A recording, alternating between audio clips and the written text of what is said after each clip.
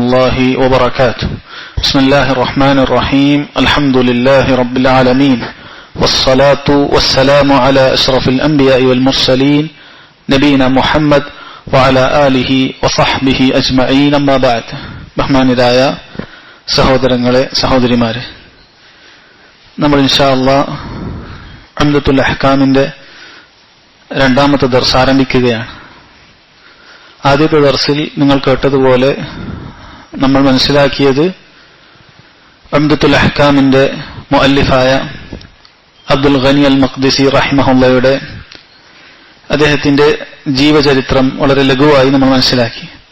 അതുപോലെ ഉംദത്തുൽ അഹ്കാം എന്ന് പറയുന്ന ഈ ഒരു ഗ്രന്ഥത്തിന് ഇസ്ലാമിക ലോകത്ത് എന്തുമാത്രം വിലയുണ്ട് എന്നതെല്ലാം നാം കഴിഞ്ഞ ക്ലാസ്സിൽ മനസ്സിലാക്കുകയുണ്ടായി.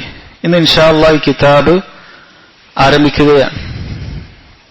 ഈ കിതാബിൽ ഒന്നാമത്തെ അധ്യായം എന്ന് പറയുന്നത് കിതാബു ത്വഹാറ, ശുദ്ധീകരണത്തിന്റെ അധ്യായം, ശുദ്ധീകരണത്തിന്റെ കിതാബ് എന്നറിയപ്പെടുന്ന കിതാബാണ് കിതാബു ത്വഹാറ. ഇതിൽ രണ്ട് വാക്കുകളാണുള്ളത്, ഒന്ന് കിതാബ്, മറ്റൊന്ന് ത്വഹാറ. കിതാബ് നിങ്ങൾ പലപ്പോഴും പല ഗ്രന്ഥങ്ങൾ വിശദീകരിക്കുമ്പോൾ നിങ്ങൾ കേട്ടിട്ടുണ്ടാകണം. കിതാബ് എന്ന് പറഞ്ഞാൽ സഹോദരങ്ങളെ, അതിന്റെ അർത്ഥം അത് മജ്മൂ, ഒരുമിച്ച് കൂട്ടപ്പെട്ടത് എന്നാണ്. കിതാബ് എന്ന് പറഞ്ഞാൽ യഥാർത്ഥത്തിൽ ഉദ്ദേശിക്കുന്നത് മജ്മൂ എന്നാണ്. അറബി ഭാഷയിൽ കാഫും ത ബ ഈ വാക്കുകൾ ഒരുമിച്ച് കൂട്ടിയാൽ അതിന്റെ അർത്ഥം ജമഅ, ഒരുമിച്ച് കൂട്ടി എന്നാണ്. എന്തുകൊണ്ടാണ് കിതാബിന് കിതാബ് എന്ന് പേര് വന്നത്? കാരണം അതിൽ ഒരുപാട് ഫായിദകൾ, ഹർഫുകൾ ഒരുമിച്ച് കൂട്ടിയിട്ടുണ്ട്. അതുകൊണ്ടാണ് കിതാബിന് കിതാബ് എന്ന് പറയുന്നത്. അറബി ഭാഷ എങ്ങനെയാണ്? അതിന്റെ വാക്കുകളും അതിന്റെ ആശയങ്ങളൊക്കെ തമ്മിലൊരു ബന്ധം ഉണ്ടാവും. ഇപ്പൊ ബുക്ക് എന്ന് ഇംഗ്ലീഷിൽ പറഞ്ഞാൽ അതിൽ ബീക്ക് അതുമായി ബന്ധപ്പെട്ടൊരു ബന്ധം ഉണ്ടായിക്കൊള്ളുന്നില്ല. എന്നാൽ കിതാബ് എന്ന് പറയുമ്പോൾ അതിന്റെ ഓരോ വാക്കിനും അത് ഉൾക്കൊള്ളുന്നതുമായി ഒരു അർത്ഥമുണ്ട്. അതാണ് കിതാബ് എന്തുകൊണ്ട് ഉദ്ദേശിക്കുന്നത്. അഥവാ അതിൽ ചില കാര്യങ്ങളെല്ലാം ഒരുമിച്ച് കൂട്ടപ്പെട്ടിട്ടുണ്ട്. പിന്നീട് പറഞ്ഞു അത്തഹാറ. എന്താണ് അത്തഹാറ? അത്തഹാറ എന്ന് പറഞ്ഞാൽ ശുദ്ധീകരണം. കിതാബ് തഹാറ, ശുദ്ധീകരണവുമായി ബന്ധപ്പെട്ട് നമ്മൾ മനസ്സിലാക്കുന്ന കിതാബ്. ഇനി എന്തുകൊണ്ടാണ് പണ്ഡിതന്മാർ ഫിഖ്ഹിന്റെ കിതാബുകളിൽ, അതല്ലെങ്കിൽ അഹ്കാമുകൾ വിശദീകരിക്കുന്ന അഹ്കാമുൽ ഹദീസിന്റെ കിതാബുകളിൽ ആദ്യമായി കിതാബ് തഹാറ എന്ന ബാബ് കൊണ്ടുവരുന്നത്? എന്തുകൊണ്ടായിരിക്കും കിതാബ് തഹാറ എന്ന അധ്യായം ആദ്യം കൊണ്ടുവരുന്നത്? ഈ കിതാബിൽ ഏകദേശം 19 അധ്യായങ്ങളുണ്ട്. നമ്മൾ പറഞ്ഞു ഉംദത്തുൽ അഹ്കാമിൽ 448 ഹദീസുകളാണുള്ളത്. അഥവാ 19 കിതാബുകളിലായി കിതാബ് തഹാറ, കിതാബു സ്വല, കിതാബു സക്ക, കിതാബു സിയാം, അങ്ങനെ തുടങ്ങി 19 അധ്യായങ്ങളുണ്ട്. അപ്പോൾ എന്തുകൊണ്ടാണ് കിതാബ് തഹാറ? ഇത് അബ്ദുൽ ഗനി മഖ്ദിസി റഹിമഹുള്ള മാത്രമല്ല, നിങ്ങൾ ഏതൊരു ഫിഖ്ഹിന്റെ കിതാബ് എടുത്താലും ആദ്യം നിങ്ങൾ കാണുക കിതാബ് തഹാറ. എന്തുകൊണ്ടാണത്? പറഞ്ഞോളൂ, എന്തുകൊണ്ടായിരിക്കും കിതാബ് തഹാറ വെച്ച് ആരംഭിക്കുന്നത്? അതെ, നമ്മൾ ഫിഖ്ഹ് പഠിക്കുന്നത് ഇബാദത്തുകളെ കുറിച്ച് പഠിക്കാനാണ്. ഏറ്റവും പ്രധാനപ്പെട്ടത് അഖീദയാണ്. നമ്മൾ കഴിഞ്ഞ ക്ലാസ്സിൽ മനസ്സിലാക്കി, ഫിഖ്ഹ് എന്ന് പറഞ്ഞാൽ ഫിഖ്ഹുൽ അക്ബറും ഫിഖ്ഹുൽ അസ്ഗറും ഉണ്ട്. ഫിഖ്ഹുൽ അക്ബർ ചർച്ച ചെയ്യുന്നത് അഖീദയുടെ ഗ്രന്ഥങ്ങളിലാണ്. ഫിഖ്ഹുൽ അസ്ഗർ എന്ന് പറഞ്ഞാൽ ഇബാദത്തുകളാണ്. അതിലേറ്റവും വലിയ ഇബാദത്ത് നിസ്കാരമാണ്. അസ്സല. നബി സല്ലല്ലാഹു അലൈഹി വസല്ലം ചോദിക്കപ്പെട്ടു അയ്യുൽ അമലി അഫ്ളൽ. അവിടുന്ന് പറഞ്ഞു അസ്സലാത്തു അലാ വഖ്തിഹാ. നിസ്കാരം അതിന്റെ സമയത്ത് നിർവഹിക്കലാണ് ഏറ്റവും അഫ്ളലായിട്ടുള്ള ഇബാദത്ത്. ആ നിസ്കാരം സ്വീകരിക്കപ്പെടണമെങ്കിൽ അതിന് ഷർത്തുകൾ പാലിക്കേണ്ടതുണ്ട്. ആ ഷർത്തുകളാണ്, ആ നിബന്ധനകളാണ് ആ പ്രവർത്തനത്തിന് മുമ്പേ തന്നെ നടക്കേണ്ടത്. അതിൽപ്പെട്ടതാണ് ശുദ്ധീകരണം എന്നുള്ളത്. ശുദ്ധീകരണമില്ലാത്ത ഒരുവന്റെ നിസ്കാരം അല്ലാഹു സുബ്ഹാനഹു വ തആല സ്വീകരിക്കുകയില്ല. അതുകൊണ്ടാണ് പണ്ഡിതന്മാർ കിതാബ് ത്വഹാറ ഇത് എല്ലാ കിതാബുകളിലും, ഫിഖ്ഹിന്റെ കിതാബുകളിലും, അതുപോലെ അഹാദീസുൽ അഹ്കാം, ഫിഖ്ഹിന്റെ വിഷയങ്ങളൊക്കെ പ്രതിപാദിക്കുന്ന ഹദീസുകളുള്ള കിതാബുകളിലും ആദ്യമായി വെക്കാനുള്ള കാരണം. അപ്പൊ ആ ഒരു കാരണം നമുക്ക് മനസ്സിലാക്കാം. കിതാബ് ത്വഹാറ എന്ന അധ്യായം കൊണ്ടുവരാനുള്ള കാരണം അതാണ്. എന്താണ് ത്വഹാറത്ത് കൊണ്ട് ഉദ്ദേശിക്കുന്നത്? ഭാഷയിൽ ത്വഹാറത്ത് എന്ന് പറഞ്ഞാൽ ശുദ്ധിയാക്കുക, ഒരു കാര്യം അഴുക്കുണ്ടെങ്കിൽ അത് വൃത്തിയാക്കുക, ത്വഹാറത്താണ്, ശുദ്ധിയാക്കുക എന്നുള്ളതാണ്. എന്നാൽ ശറഇന്റെ ഭാഷയിൽ അതിന്റെ അർത്ഥം എന്ന് പറഞ്ഞാൽ ഇർതിഫാഉൽ ഹദസ് വമാ ഫീ മഅനാഹു വസവാലുൽ ഖബസ്. ഇർതിഫാഉൽ ഹദസ്, ഹദസ് നീക്കം ചെയ്യുക എന്നുള്ളതാണ്. ഇൻഷാ അല്ലാഹ് വഴിയുള്ള അധ്യായങ്ങളിലാണ് നമ്മളത് പഠിക്കാൻ പോകുന്നത്. ഹദസ് അത് നീക്കം ചെയ്യണം. ഹദസ് രണ്ടു തരത്തിലുണ്ട്. ഹദസുൽ അക്ബറും ഹദസുൽ അസ്ഗറുമുണ്ട്. ചെറിയ അശുദ്ധിയും വലിയ അശുദ്ധിയും ഒക്കെ ഉണ്ട്. ഇത് നമ്മൾ നീക്കം ചെയ്യേണ്ടതുണ്ട്. അതുപോലെ തന്നെ നജാസത്തുകൾ അത് നമ്മുടെ ശരീരത്തിൽ നിന്നും വസ്ത്രത്തിൽ നിന്നും നമ്മൾ നിസ്കരിക്കുന്ന സ്ഥലങ്ങളിൽ നിന്നും നീക്കം ചെയ്യേണ്ടതുണ്ട്. അപ്പൊ ഇതെല്ലാം ഈ കിതാബ് ത്വഹാറയിൽ ഉൾക്കൊള്ളും. അതുകൊണ്ട് തന്നെ കിതാബ് ത്വഹാറ എന്ന് പറയുന്ന ഈ വലിയ ഒരു അധ്യായത്തിൽ ഒരുപാട് ബാബുകളുണ്ട്. അങ്ങനെയാണ് കിതാബുകളിൽ ഉണ്ടാകുക. വലിയ കിതാബ് എന്ന് പറഞ്ഞ് അതിൽ പിന്നീട് ഒരുപാട് ബാബുകൾ ഉണ്ടാകും. വുളൂവിന്റെ അധ്യായം, അതുപോലെ തന്നെ തയമ്മുമിന്റെ അധ്യായം, അങ്ങനെ തുടങ്ങി ത്വഹാറത്തുമായി ബന്ധപ്പെട്ട ഹൈള് വരെയുള്ള മുഴുവൻ കാര്യങ്ങളും അടങ്ങുന്ന ഒരുപാട് ബാബുകൾ ഈ കിതാബ് ത്വഹാറയിലുണ്ട്. ഇദ്ദേഹം ഇതിൽ 52ഓളം ഹദീസുകൾ കിതാബ് ത്വഹാറയിൽ ഉൾക്കൊള്ളിച്ചിട്ടുണ്ട്. നമ്മൾ പറഞ്ഞു മൊത്തം 448 ഹദീസുകളാണ്. അതിൽ 52 ഹദീസുകൾ കിതാബ് ത്വഹാറയിലാണ് ഉള്ളത്. അതിൽ ഒന്നാമത്തെ ഹദീസ് മാത്രമാണ് ഇൻഷാ അല്ലാഹ് ഇന്ന് നമ്മൾ മനസ്സിലാക്കാനുള്ളത്. ഒന്നാമത്തെ ഹദീസ് അത് ഞാൻ വായിക്കാം, അതിനുശേഷം അത് വിശദീകരിക്കാം. അൻ ഉമർ ഇബ്നുൽ ഖത്താബ് റളിയല്ലാഹു അൻഹു ഖാല سمعت رسول الله صلى الله عليه وسلم يقول إنما الأعمال بالنية وفي رواية بالنيات وإنما لكل امرئ ما نوى فمن كانت هجرته إلى الله ورسوله فهجرته إلى الله ورسوله ومن كانت هجرته إلى دنيا يصيبها أو امرأة يتزوجها فهجرته إلى ما هاجر إليه. ഇതാണ് ഹദീസ്. ചില നുസ്ഖകളിൽ ഈ ഹദീസ് ചെറിയ രൂപത്തിലുള്ള വ്യത്യാസങ്ങളൊക്കെ ഉണ്ടാകും. ഇൻഷാ അല്ലാഹ് അത് നമുക്ക് വിശദീകരിക്കുന്ന സമയത്ത് മനസ്സിലാക്കും. ഈ ഹദീസ് ഉദ്ധരിച്ചതിന്റെ കാരണം നമുക്ക് മനസ്സിലാക്കേണ്ടതുണ്ട്. എന്തുകൊണ്ടാണ് ഈ ഒരു ഹദീസ് ഈ കിതാബിൽ ആദ്യമായി ഉദ്ധരിച്ചത്? നമ്മൾ പഠിക്കുന്നത് കിതാബ് ത്വഹാറയാണ്, ശുദ്ധീകരണവുമായി ബന്ധപ്പെട്ട മസ്അലയാണ്. പക്ഷെ അദ്ദേഹം ഉദ്ധരിച്ചിട്ടുള്ളത് ഈ ഒരു ഹദീസാണ്. ഈ ഹദീസിന് വലിയ പ്രാധാന്യമുണ്ട് എന്നതുകൊണ്ട് തന്നെയാണത്. മാത്രവുമല്ല ഈ ഹദീസിന് നാം ഈ പഠിക്കുന്ന വിഷയങ്ങളുമായി വലിയ ബന്ധവുമുണ്ട്. നിയ്യത്ത് അതുമായി ബന്ധപ്പെട്ട പ്രധാനപ്പെട്ട ഒരു ഹദീസാണിത്. ഈ ഒരു നിയ്യത്ത് നമ്മൾ ശരിയാക്കിയിട്ടില്ല എങ്കിൽ നമ്മൾ ഇനി പറയാൻ പോകുന്ന അധ്യായങ്ങളിൽ നമ്മൾ ഒരുപാട് ഇബാദത്തുകൾ പഠിക്കും. നമ്മൾ വുളു പഠിക്കും, കുളി പഠിക്കും, അങ്ങനെ വ്യത്യസ്ത കാര്യങ്ങൾ പഠിക്കും. ഈ നിയ്യത്ത് നമ്മൾ നന്നാക്കിയിട്ടില്ല എങ്കിൽ ഈ ഇബാദത്തുകൾ ഒന്നും തന്നെ ശരിയാവുകയില്ല. അതുകൊണ്ട് ഒന്നാമതായിട്ട് അതാണ് അതിന്റെ ഉദ്ദേശം. ഇബാദത്തുകൾ നന്നാകാൻ ഈ നിയ്യത്ത് വളരെ അത്യാവശ്യമായിട്ടുള്ള കാര്യമാണ്. ഈ ഹദീസിനെ കുറിച്ച് അർബഈൻ അൻ-നവവിയുടെ വിശദീകരണത്തിൽ നിങ്ങൾ കേട്ടിട്ടുള്ളതാണ്. ഈ ഹദീസിനെ കുറിച്ച് പണ്ഡിതന്മാർ ധാരാളം പറഞ്ഞതായി കാണാൻ സാധിക്കും. ഇമാം ശാഫിഈ റഹിമഹുല്ലാഹ് അദ്ദേഹം പറഞ്ഞു, യദ്ഖുലു ഫീ ഹദീസ് അൽ-അഅ്മാലു ബിന്നിയാത്ത് സുലുസുൽ ഇൽം. ഇൽമിന്റെ 1/3 ഈ ഹദീസിലുണ്ട് എന്ന് ഇമാം ശാഫിഈ റഹിമഹുല്ലാഹ് പറയുകയാണ്. അത്രയും വലിയ പ്രാധാന്യമുണ്ട്.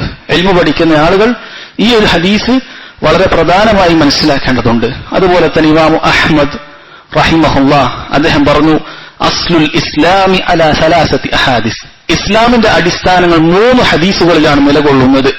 എന്നിട്ട് അദ്ദേഹം പറഞ്ഞു, ഹദീസു ഉമർ അഥവാ ഈ ഹദീസ് അൽ അഅ്മാലു ബിന്നിയാത്ത് വഹദീസു ആയിഷ മൻ അഹ്ദസ ഫീ അംരിനാ ഹാദാ എന്ന് തുടങ്ങുന്ന ഹദീസ്, വഹദീസു നുഅ്മാൻ ഇബ്നു ബശീർ അൽ ഹലാലു ബയ്യിനുൻ വൽ ഹറാമു ബയ്യിനുൻ എന്ന് തുടങ്ങുന്ന ഹദീസ്. ഈ 3 ഹദീസും അൽ അർബഊൻ അൻ-നവവിയിൽ ഉള്ള ഹദീസുകളാണ്.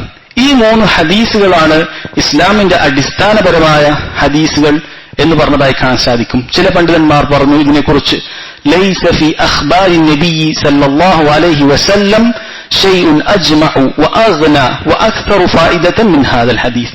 നബി സല്ലല്ലാഹു അലൈഹി വസല്ലമയുടെ ഹദീസുകളിൽ ഇത്രമേൽ കാര്യങ്ങളെല്ലാം ഫായിദകൾ നിറഞ്ഞിട്ടുള്ള, ഇത്രമേൽ ധന്യമായ, ഇത്രമേൽ എല്ലാ കാര്യങ്ങളും ഉൾക്കൊണ്ടിട്ടുള്ള മറ്റൊരു ഹദീസ് ഇല്ല എന്ന് വരെ പണ്ഡിതന്മാർ പറഞ്ഞിട്ടുണ്ട്. അതുകൊണ്ട് തന്നെ ഈ ഹദീസ് ഇത് പഠിക്കൽ വളരെ അത്യാവശ്യമാണ്. പ്രത്യേകിച്ചും ദീന് പഠിക്കുന്ന വിദ്യാർത്ഥികളെ സംബന്ധിച്ചിടത്തോളം പണ്ഡിതന്മാർ ഈ ഒരു ഹദീസ് ഓരോ കിതാബിന്റെയും ഓരോ അധ്യായത്തിന്റെയും ആരംഭത്തിൽ കൊടുക്കേണ്ടതിന്റെ പ്രാധാന്യം പറയുന്നത് അവരുടെ നിയ്യത്ത് നന്നാക്കുന്നതിന് വേണ്ടിയിട്ടാണ്. നമ്മൾ എന്തിനാണ് ഈ കിതാബ് വായിക്കുന്നത്? എന്തിനാണ് നമ്മൾ ഈ കിതാബ് കേൾക്കുന്നത്? എന്തിനാണ് നമ്മൾ ഈ ഹദീസുകൾ ഹിഫ്ളാക്കുന്നത്? ഇത് കേവലം നമുക്ക് എന്തെങ്കിലും ഒരു വ്യായാമം പോലെയല്ല. ഒരുപാട് ഹദീസുകൾ ഹിഫ്ളാക്കുക, അതല്ലെങ്കിൽ ഒരുപാട് ക്ലാസുകൾ കേൾക്കുക എന്നതിലുപരി ഇതിന് വലിയ പ്രാധാന്യമുണ്ട്. അതുകൊണ്ട് ഇത് വായിക്കുന്നവനും ഇത് കേൾക്കുന്നവനും തന്റെ നിയ്യത്ത് നന്നാക്കേണ്ടതുണ്ട്. എന്തിനു വേണ്ടിയിട്ടാണ് ഞാനിത് പഠിക്കുന്നത്? അല്ലാഹു സുബ്ഹാനഹു വ തആലയുടെ വജ്ഹ് ഉദ്ദേശിച്ചുകൊണ്ട് മാത്രമായിരിക്കണം. നാളെ അല്ലാഹു സുബ്ഹാനഹു വ തആലയുടെ മുഖം അതെനിക്ക് കാണേണ്ടതുണ്ട്. സ്വർഗത്തിലെ ഏറ്റവും വലിയ സുഖാനുഭൂതിയാണത്.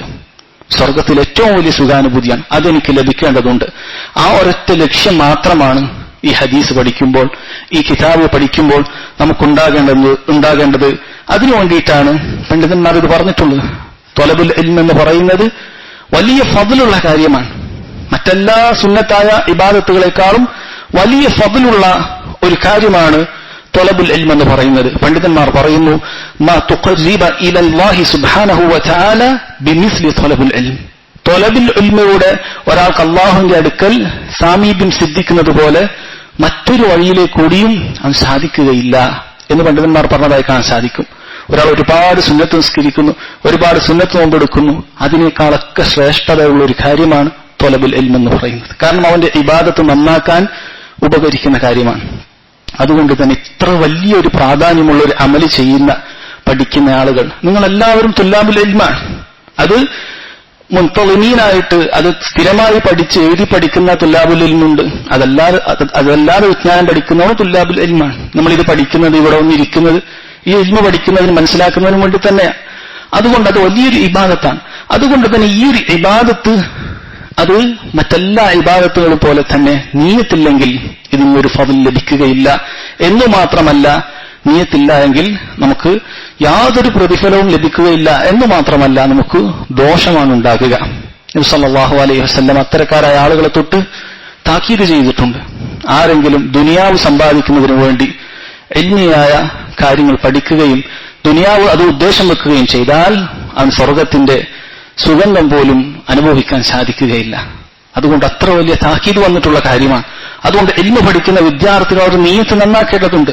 ഹദീസുകൾ കേൾക്കുന്ന വിദ്യാർത്ഥികൾ അവരുടെ നിയ്യത്ത് നന്നാക്കേണ്ടതുണ്ട്. ഇത് പഠിച്ചിട്ട് എനിക്ക് ദുനിയാവിൽ എന്തെങ്കിലും ഒരു വലിയ ലക്ഷ്യം സ്ഥാപിക്കാനല്ല. ഇബ്നു ഉസൈമിൻ റഹിമഹുല്ലാഹ് അദ്ദേഹം പറയുന്നുണ്ട്, ചില ആളുകൾ ഇൽമ പഠിക്കുന്ന ഒരേ സദസ്സിലായിരിക്കും. ഒരുവൻ ഉദ്ദേശിക്കുന്നത് ഇൽമ പഠിച്ചുകൊണ്ട് എന്തെങ്കിലും വലിയൊരു ഭൗതിക സ്ഥാനം നേടണം. ആ സ്ഥാനത്തേക്ക് എത്തിക്കഴിഞ്ഞാൽ, ഉദാഹരണത്തിന് പ്രത്യേകിച്ച് ഇസ്ലാമിക രാജ്യത്താണെങ്കിൽ ഖാളിയാകാൻ സാധിക്കും. ഫിഖ് പഠിച്ച ആളുകൾക്ക് മാത്രമാണ് ഖാളിയാകാൻ സാധിക്കുകയുള്ളൂ. അപ്പോൾ അത്തരക്കാരായ ആളുകൾ നന്നായി പഠിക്കുകയും നല്ല റാങ്കൊക്കെ വാങ്ങി ഉന്നതിയിലെത്തുകയും ഒരു വലിയ ഖാളിയായി അങ്ങനെ വലിയൊരു സാലറി കിട്ടുന്ന ഒരു ഉദ്ദേശം അവനുണ്ടായാൽ സുബ്ഹാനല്ലാഹ്, ഇൽമിന് ഈ പറയപ്പെട്ട ശ്രേഷ്ഠതകൾ അവൻ ലഭിക്കുകയില്ല എന്ന് മാത്രമല്ല, നബി സല്ലല്ലാഹു അലൈഹി വസല്ലം പറഞ്ഞതുപോലെ സ്വർഗത്തിന്റെ പരിമളം പോലും അവൻ ആസ്വദിക്കാൻ സാധിക്കുകയില്ല. അതുകൊണ്ട് തന്നെ ഇത് പഠിക്കുന്ന ഏതൊരു കാലഘട്ടത്തിലെയും വിദ്യാർത്ഥികൾ അവരുടെ നിയ്യത്ത് നന്നാക്കേണ്ടതുണ്ട് എന്നത് ആവർത്തിച്ച് ഓർമ്മപ്പെടുത്തുന്നതിന് വേണ്ടിയിട്ടാണ് പല പണ്ഡിതന്മാരും മുഹദ്ദിസീങ്ങളും അവരുടെ ഹദീസ് കിതാബിന്റെ ആദ്യത്തിൽ ഈ അധ്യായം കൊടുത്തിട്ടുള്ളത്. ഇമാം ബുഖാരി റഹിമഹുല്ലാഹു തആല അദ്ദേഹത്തിന്റെ സഹീഹുൽ ബുഖാരിയിൽ ഒന്നാമതായി കൊടുത്തിട്ടുള്ളത് ഈ ഹദീസാണ്. അദ്ദേഹത്തിന്റെ ബാബും അധ്യായവും നിയ്യത്തുമായി ബന്ധപ്പെട്ട ഒരു അധ്യായമായിരുന്നില്ല. അദ്ദേഹം ബാബു ബദ്ഇൽ വഹി, വഹിന്റെ ആരംഭമാണ് ഒന്നാമതായി കൊടുത്തിട്ടുള്ളത്. എന്നിട്ടും അതിൽ ഒന്നാമത്തെ ഹദീസായി അദ്ദേഹം കൊടുത്തിട്ടുള്ളത് ഇതാണ്. കാരണം നിയ്യത്ത് നന്നാകേണ്ടതുണ്ട്. ഈ നിയ്യത്ത് നന്നാകാതെ എന്തിനു വേണ്ടിയിട്ടാണ് പഠിക്കുന്നത്, എന്തിനു വേണ്ടിയിട്ടാണ് ഇരിക്കുന്നത് എന്നൊരാൾക്ക് ഒരു ചിന്തയുമില്ലാതെ അയാൾ ഇരുന്നു കഴിഞ്ഞാൽ പ്രതിഫലം ലഭിക്കുകയില്ല എന്ന് മാത്രമല്ല, നാം പറഞ്ഞതുപോലെ അതിന് നേർ വിപരീതമായിരിക്കും ലഭിക്കുക. അത് ഓർക്കുന്നതിന് വേണ്ടിയിട്ടാണ് ധാരാളം കിതാബുകളിൽ പണ്ഡിതന്മാർ ഈ ഹദീസ് ഒന്നാമത്തെ ഹദീസായി ഉദ്ധരിച്ചിട്ടുള്ളത്. പണ്ഡിതന്മാരിൽ ചിലർ പറഞ്ഞു, അബ്ദുറഹ്മാൻ ഇബ്നു മഹ്ദി റഹിമഹുല്ലാഹു തആല അദ്ദേഹം പറഞ്ഞു, യംബഗി لكل من صنف كتابا أن يبتدي فيه بهذا الحديث تنبيها للطالب على تصحيح النية. കിതാബുകൾ രചിക്കുന്ന ഓരോ മുസന്നിഫും രചയിതാവും അവർ ശ്രദ്ധിക്കേണ്ട ഒരു കാര്യമാണ് അവരുടെ ഒന്നാമത്തെ ഹദീസായിട്ട് ഈ ഒരു ഹദീസ് കൊടുക്കുക എന്നുള്ളത്. എന്തിനു വേണ്ടിയിട്ടാണ്? തൻബീഹൻ ലിത്താലിബി അലാ തസ്ഹീഹി നിയ്യ. അത് പഠിക്കുന്ന അതിന്റെ താലിബിന്, വിദ്യാർത്ഥിക്ക് അവന്റെ നിയ്യത്ത് നന്നാക്കുന്നതിന് വേണ്ടിയിട്ട്, അത് ഓർമ്മപ്പെടുത്തുന്നതിന് വേണ്ടിയിട്ടാണ്. അവരുടെ കിതാബ് അവർക്ക് എഴുതുന്ന സമയത്ത് അവർക്ക് ഉപദേശമില്ല, അവിടെ സംസാരമില്ല, അവർ എഴുത്തു മാത്രമേ ഉള്ളൂ. അതുകൊണ്ട് അവർക്ക് ഉപദേശിക്കാനുള്ള ഏറ്റവും വലിയ ഉപദേശം നബി സല്ലല്ലാഹു അലൈഹി വസല്ലം നിയ്യത്തിന്റെ പ്രാധാന്യം പറഞ്ഞ ഈ ഹദീസ് അല്ലാതെ മറ്റെന്താണ്? അതുകൊണ്ടാണ് അവർ അതാദ്യം തന്നെ കൊടുത്തിട്ടുള്ളത്. ഇൻഷാ അല്ലാഹ് ഈ ഹദീസിന്റെ ചർച്ചകളിലേക്ക് കടക്കാം. ഈ ഹദീസ് നാം കേട്ടതുപോലെ തന്നെ ഹദീസിന്റെ കിതാബ് പഠിക്കുന്നത് കൊണ്ട് നിങ്ങൾക്ക് അറിയുന്ന ഒരു കാര്യം തന്നെ പറയാം. ഏതൊരു ഹദീസും അത് കേൾക്കുമ്പോൾ അതിന് ആ ഹദീസ് റിവായത്ത് ചെയ്ത ഒരു സഹാബി ഉണ്ടാകും.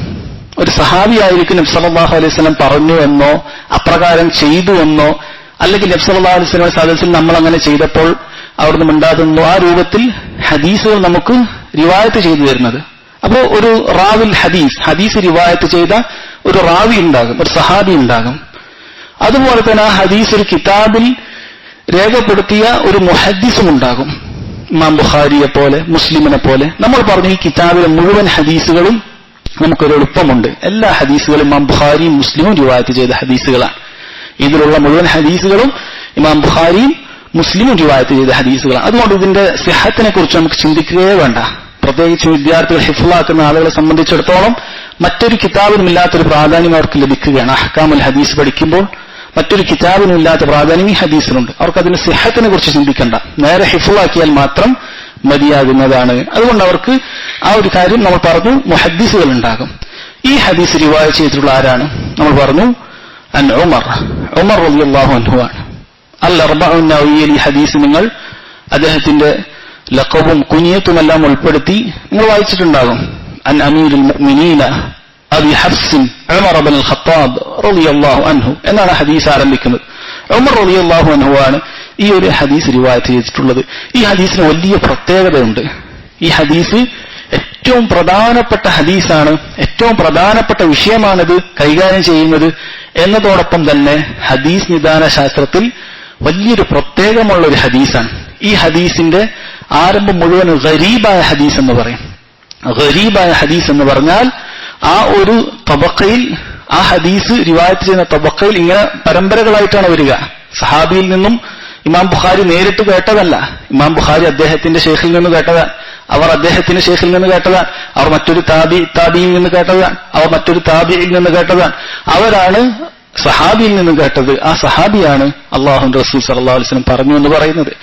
അങ്ങനെയുള്ള ഈ പരമ്പരയിൽ ആദ്യത്തെ 3-4 പരമ്പരകളിൽ ഒരൊറ്റ ആൾ മാത്രമേ ഉള്ളൂ. നബി സല്ലല്ലാഹു അലൈഹി വസല്ലമയിൽ നിന്നും ഈ ഹദീസ് സ്വഹീഹായി ഉമർ ഇബ്നുൽ ഖത്താബ് റളിയല്ലാഹു അൻഹു അദ്ദേഹമല്ലാതെ മറ്റൊരാൾ റിവായത്ത് ചെയ്തിട്ടില്ല. വലിയ പ്രത്യേകതയുള്ള ഹദീസാണ്. ഇത്ര വലിയ അറിയപ്പെട്ട പ്രധാനപ്പെട്ട വിഷയമായിട്ട് പോലും ഈ ഹദീസ് ഉമർ റളിയല്ലാഹു അൻഹു മാത്രമാണ് റിവായത്ത് ചെയ്തിട്ടുള്ളത്.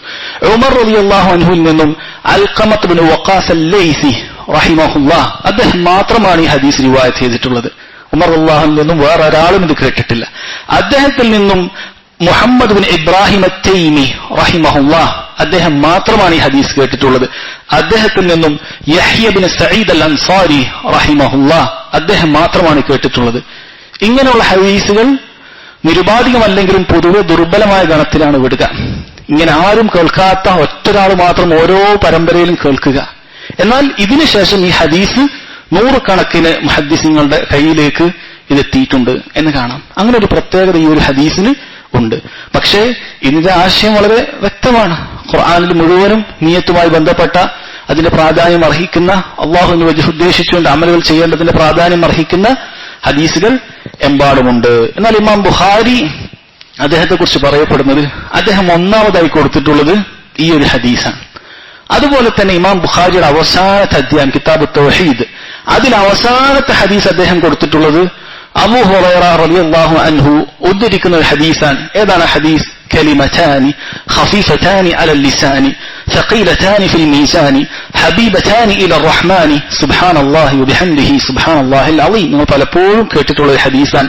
2 വാക്കുകൾ, അത് നാവിന് എളുപ്പമാണ്, മീസാനിൽ ഘനം തൂങ്ങുന്നതാണ്, റഹ്മാനായ റബ്ബിന് അങ്ങേയറ്റം പ്രിയങ്കരമാണ്. സുബ്ഹാനല്ലാഹി വബിഹംദിഹി സുബ്ഹാനല്ലാഹിൽ അലീം. ഈ ഹദീസ് ആണ് ഇമാം ബുഖാരിയുടെ അവസാനത്തെ ഹദീസ്. ഈ ഹദീസ് നോക്കിക്കഴിഞ്ഞാൽ ഈ ഹദീസിനും ഇതേ രൂപത്തിലെ പരമ്പരയാണുള്ളത്. ഈ ഹദീസ് നബി സല്ലല്ലാഹു അലൈഹി വസല്ലമയിൽ നിന്നും സഹീഹായി റിവായത്ത് ചെയ്തത് അബൂ ഹുറൈറ റളിയല്ലാഹു അൻഹു മാത്രമാണ്. അബൂ ഹുറൈറയിൽ നിന്നും സഹീഹായി അത് കേട്ടിട്ട് റിവായത്ത് ചെയ്തത് അബൂ സുർഅ ഇബ്നു അംർ ഇബ്നു ജരീർ അൽ ബജലി റഹിമഹുല്ലാഹ്, അദ്ദേഹം മാത്രമാണ്. അദ്ദേഹത്തിൽ നിന്നും സഹീഹായി റിവായത്ത് ചെയ്തിട്ടുള്ളത് ഉമാറത്ത് ഇബ്നുൽ ഖഅഖ റഹിമഹുല്ലാഹ്, അദ്ദേഹത്തിൽ നിന്നും സഹീഹായി റിവായത്ത് ചെയ്തിട്ടുള്ളത് മുഹമ്മദ് ഇബ്നു ഫുളൈൽ റഹിമഹുല്ലാഹ്. ഈ പേരുകൾ നിങ്ങൾ ഓർത്തിരിക്കാൻ ഒരു സാധ്യതയില്ല. ഇത് പറയാനുള്ള കാരണം എന്ന് പറഞ്ഞാൽ ഇമാം ബുഖാരി ഒന്നാമതായും അവസാനമായും കൊടുത്ത ഹദീസിന്റെ അവസ്ഥ ഏകദേശം ഒരുപോലെയാണ്.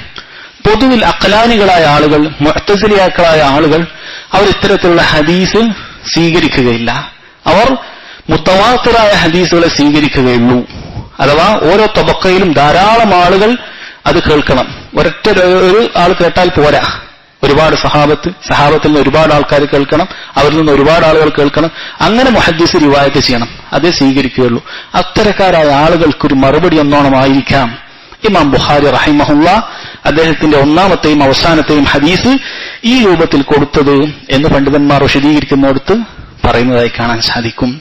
ശരി, നാം പറഞ്ഞു ഈ ഹദീസിന് ഇങ്ങനെല്ലാം ഒറ്റപ്പെട്ട ഒരു രൂപത്തിലുള്ള ഒരു സ്വഭാവമുണ്ട് എങ്കിലും ഇതിന്റെ ആശയം ഖുർആൻ കൊണ്ടും മറ്റ് ധാരാളം ഹദീസുകൾ കൊണ്ടും അറിയപ്പെട്ടിട്ടുള്ളതാണ്.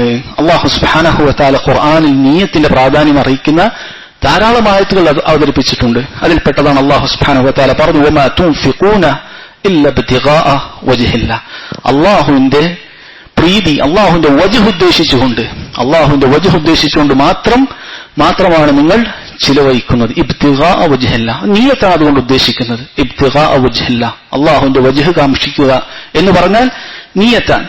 അതുപോലെ തന്നെ നബി സല്ലല്ലാഹു അലൈഹി വസല്ലമയും സഹാബത്തിനും പുകഴ്ത്തി പറഞ്ഞെടുത്ത് നിങ്ങൾക്ക് കാണാൻ സാധിക്കും. സൂറത്തുൽ ഫത്ഹിൽ മുഹമ്മദുൻ റസൂലുള്ളാഹ് വല്ലദീന മഅഹു അശിദ്ദാഉ അലൽ കുഫാരി റഹമാഉ ബൈനഹും തറാഹും റുക്അൻ സുജ്ജദൻ യബ്തഗൂന ഫദ്ലൻ മിനല്ലാഹി വറിദ്വാന. നബി സല്ലല്ലാഹു അലൈഹി വസല്ലമയും സഹാബത്തും അവർ പരസ്പരം കാരുണ്യമുള്ളവരാണ്. അവർ പരസ്പരം കാരുണ്യമുണ്ട്, കുഫാറുകളോട് കണിശതയോടുകൂടി പെരുമാറുന്നവരാണ്. യബ്തഗൂന ഫദ്ലൻ മിനല്ലാഹ്, അല്ലാഹുവിന്റെ ഔദാര്യം പ്രതീക്ഷിക്കുന്നവരാണ്. അഥവാ യബ്തഗൂന ഫദ്ലൻ എന്ന് പറയുന്നത് നിയ്യത്താണ്. അതോ നാം പറഞ്ഞു വന്നത് നിയ്യത്തറിയിക്കുന്ന ധാരാളം ആയത്തുകളും ഹദീസുകളും എമ്പാടും ഖുർആനിലുണ്ട്. അതുകൊണ്ട് തന്നെ ഈ ഒരു ഹദീസിന്റെ സിഹത്തുമായി ബന്ധപ്പെട്ട് യാതൊരു സംശയവും അവശേഷിക്കുന്നില്ല. ഇത് പൂർണ്ണമായ സഹീഹായ ഹദീസാണ്, അതിൽ യാതൊരു സംശയവുമില്ല. അമീറുൽ മുഅ്മിനീൻ ഉമർ ബിൻ ഖത്താബ് റളിയല്ലാഹു അൻഹു എന്ന മഹാനായ സഹാബിയാണ് ഈ ഹദീസ് റിവായത്ത് ചെയ്യുന്നത്. അദ്ദേഹത്തെക്കുറിച്ച് കൂടുതൽ നിങ്ങൾക്ക് പറഞ്ഞു തരേണ്ട ഒരാവശ്യവുമില്ല. അമീറുൽ മുഅ്മിനീൻ എന്നുള്ളത് അദ്ദേഹത്തിന്റെ സ്ഥാനപ്പേരാണ്.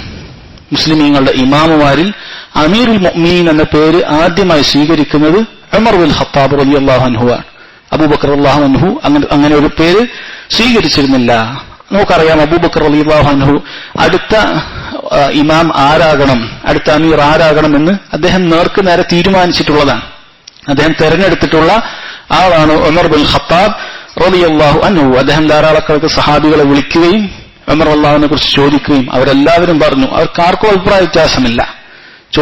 ചോദിക്കപ്പെട്ടവന് ചോദിച്ചതിനേക്കാൾ കൂടുതൽ വിവരമില്ല, നിങ്ങൾക്ക് ഏറ്റവും നന്നായി അറിയാം എന്നെല്ലാം അവർ പറഞ്ഞുകൊണ്ട് ഉമർ അള്ളാഹുവിനെ തെരഞ്ഞെടുത്തിട്ടുള്ളതാണ്. അമീറുൽ മുഅ്മിനീനാണ്.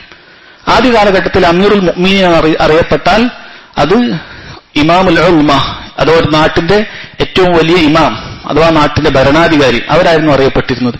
പിന്നീട് അമീറുൽ മുഅ്മിനീൻ എന്നുള്ള പേര് വ്യത്യസ്ത രൂപത്തിൽ ഉപയോഗിക്കാൻ തുടങ്ങി. അമീറുൽ മുഅ്മിനീന ഫിൽ ഹദീസ്, സുഫിയാൻ സൗരി അമീറുൽ മുഅ്മിനീന ഫിൽ ഹദീസ്, അതുപോലെ സുഫിയാൻ ഇബ്നു ഉയൈന, ഇമാം ബുഖാരി തന്നെ അമീറുൽ മുഅ്മിനീന ഫിൽ ഹദീസ് എന്ന് പണ്ഡിതന്മാർ പറയുന്നു. അതുപോലെ ഇന്നയാൾ അമീറുൽ മുഅ്മിനീന ഫിൽ തഫ്സീർ, അത് അമീറുൽ മുഅ്മിനീൻ എന്ന് അറിയിച്ചു കഴിഞ്ഞാൽ ആ വിഷയത്തിൽ മുഅ്മിനീങ്ങൾക്ക് മടങ്ങിച്ചെല്ലാനുള്ള അതിന്റെ ഒരു വലിയൊരു ജബല് പോലെ, ഒരു പർവ്വതം പോലെ ആ വിഷയത്തിൽ അറിവുള്ള ആളുകൾ എന്ന രൂപത്തിൽ ആ പേര് പറഞ്ഞതായി കാണാൻ സാധിക്കും. ശരി, ഈ ഹദീസ് അമീറുൽ മുഅ്മിനീൻ അബു ഹഫ്സ് ഉമർ അള്ളാഹുവിന്റെ കുനിയത്താണ്.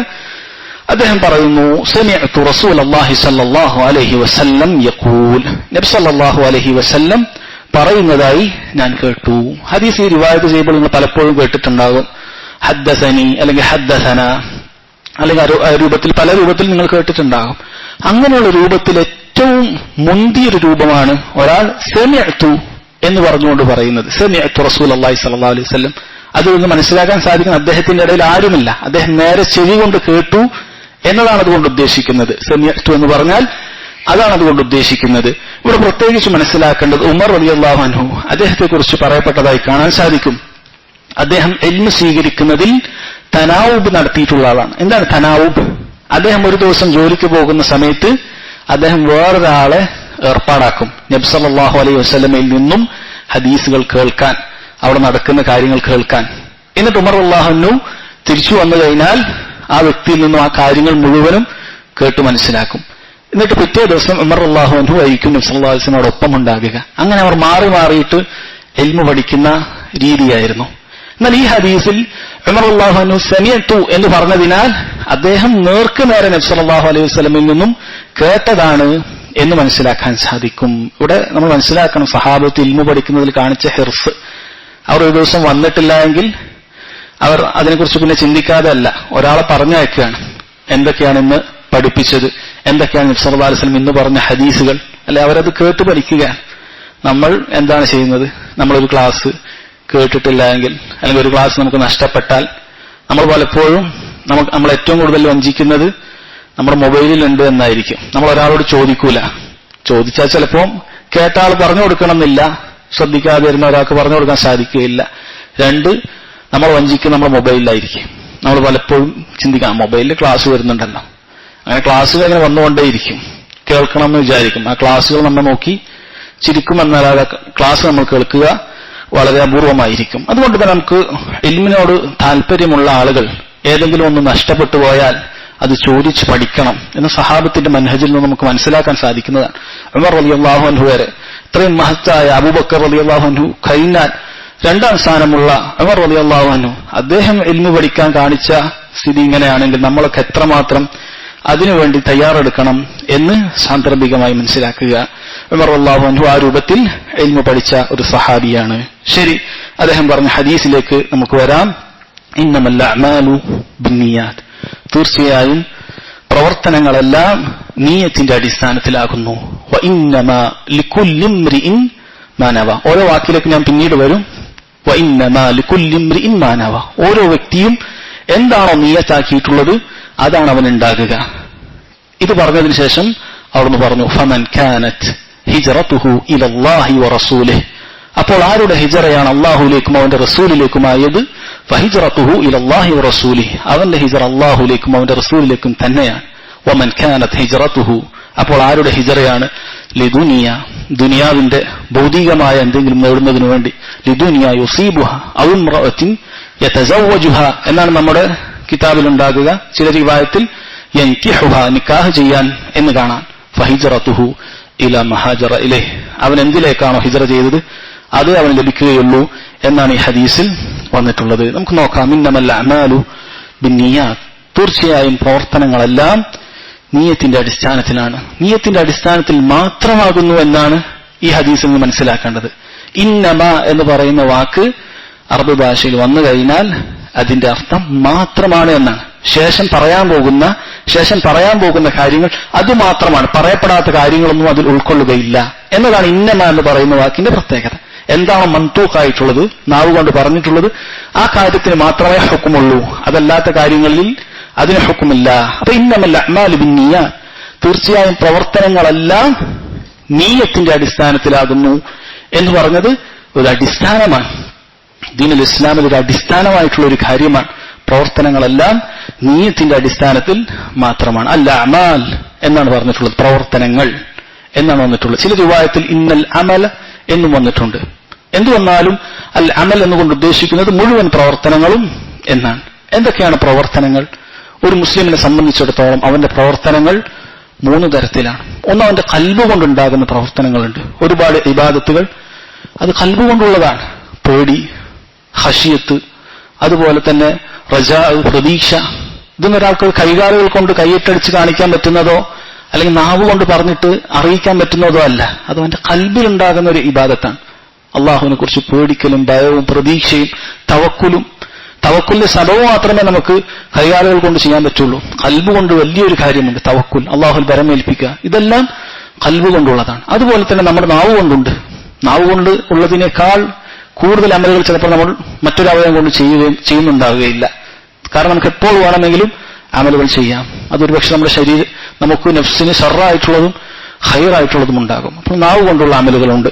അതുപോലെ തന്നെ നമുക്കറിയപ്പെടുന്ന ജവാരിഹകൾ കൊണ്ട്, നമ്മുടെ കൈകാലുകൾ കൊണ്ട്, അവയവങ്ങൾ കൊണ്ടുള്ള മറ്റ് അമലുകൾ ഉണ്ട്. അതെല്ലാ അമലുകളും ഇന്നമൽ അമാൽ, അഥവാ മുഴുവൻ പ്രവർത്തനങ്ങളും ബിന്നിയാത്ത്, നീയത്തിന്റെ അടിസ്ഥാനത്തിൽ മാത്രമാകുന്നു. എന്താണ് നീയത്ത് എന്ന് പറഞ്ഞാൽ? നീയത്ത് എന്ന് പറഞ്ഞാൽ ഒരു കാര്യം ഉദ്ദേശിക്കുക. ശറഇന്റെ ഭാഷയിൽ പറഞ്ഞാൽ അൽ അസ്ം, ഒരു ഉറച്ച തീരുമാനം. അലാ ഫിഅലിൽ ഇബാദ, ഒരു ഇബാദത്ത് ചെയ്യുന്നതിന് വേണ്ടി ഒരു ഉറച്ച തീരുമാനം. തഖർറുബൻ ഇലല്ലാഹി തആല, അല്ലാഹുവിലേക്കുള്ള സാമീപ്യം സിദ്ധിച്ചുകൊണ്ട്, അത് ആഗ്രഹിച്ചുകൊണ്ട് ഒരു പ്രവർത്തനം ചെയ്യണമെന്നുള്ള ഉറച്ച തീരുമാനത്തിനാണ് നിയ്യത്ത് എന്ന് പറയുന്നത്. മഹല്ലുഹ ഖൽബുൻ, ഹൃദയമാണ് അതിന്റെ സ്ഥാനം. നാവിനത് യാതൊരു കാര്യവുമില്ല. നിനക്കൊരു ഉറച്ച തീരുമാനം എടുക്കണോ, നാവ് കൊണ്ട് പറഞ്ഞതുകൊണ്ട് അത് ഹൃദയത്തിൽ ഉറക്കണം എന്നില്ല. നിന്റെ ഹൃദയത്തിൽ നിന്നും ഉണ്ടാകേണ്ട കാര്യമാണ്. അതാണ് നിയ്യ എന്ന് പറഞ്ഞത്. ഇന്നമൽ അഅ്മാലു ബിന്നിയ്യാത്ത്, തീർച്ചയായും പ്രവർത്തനങ്ങളെല്ലാം നിയ്യത്തിന്റെ അടിസ്ഥാനത്തിലാകുന്നു. വ ഇന്നമാ ലികുല്ലി ഇംറിഇൻ മാ നവ, തീർച്ചയായും ഓരോ വ്യക്തിക്കും എന്താണോ അവൻ ഉദ്ദേശിച്ചത് അത് അവനുണ്ട്. ഈ രണ്ട് ജുംല, ഈ രണ്ട് സെന്റൻസുകൾ, ഇതെങ്ങനെയാണ് നമ്മൾ മനസ്സിലാക്കുന്നത്? ഇത് രണ്ടും ഒരേ അർത്ഥമാണോ, അതല്ല ഈ രണ്ട് സെന്റൻസുകളും വേറെ വേറെ കാര്യങ്ങളാണോ ഉദ്ദേശിക്കുന്നത്?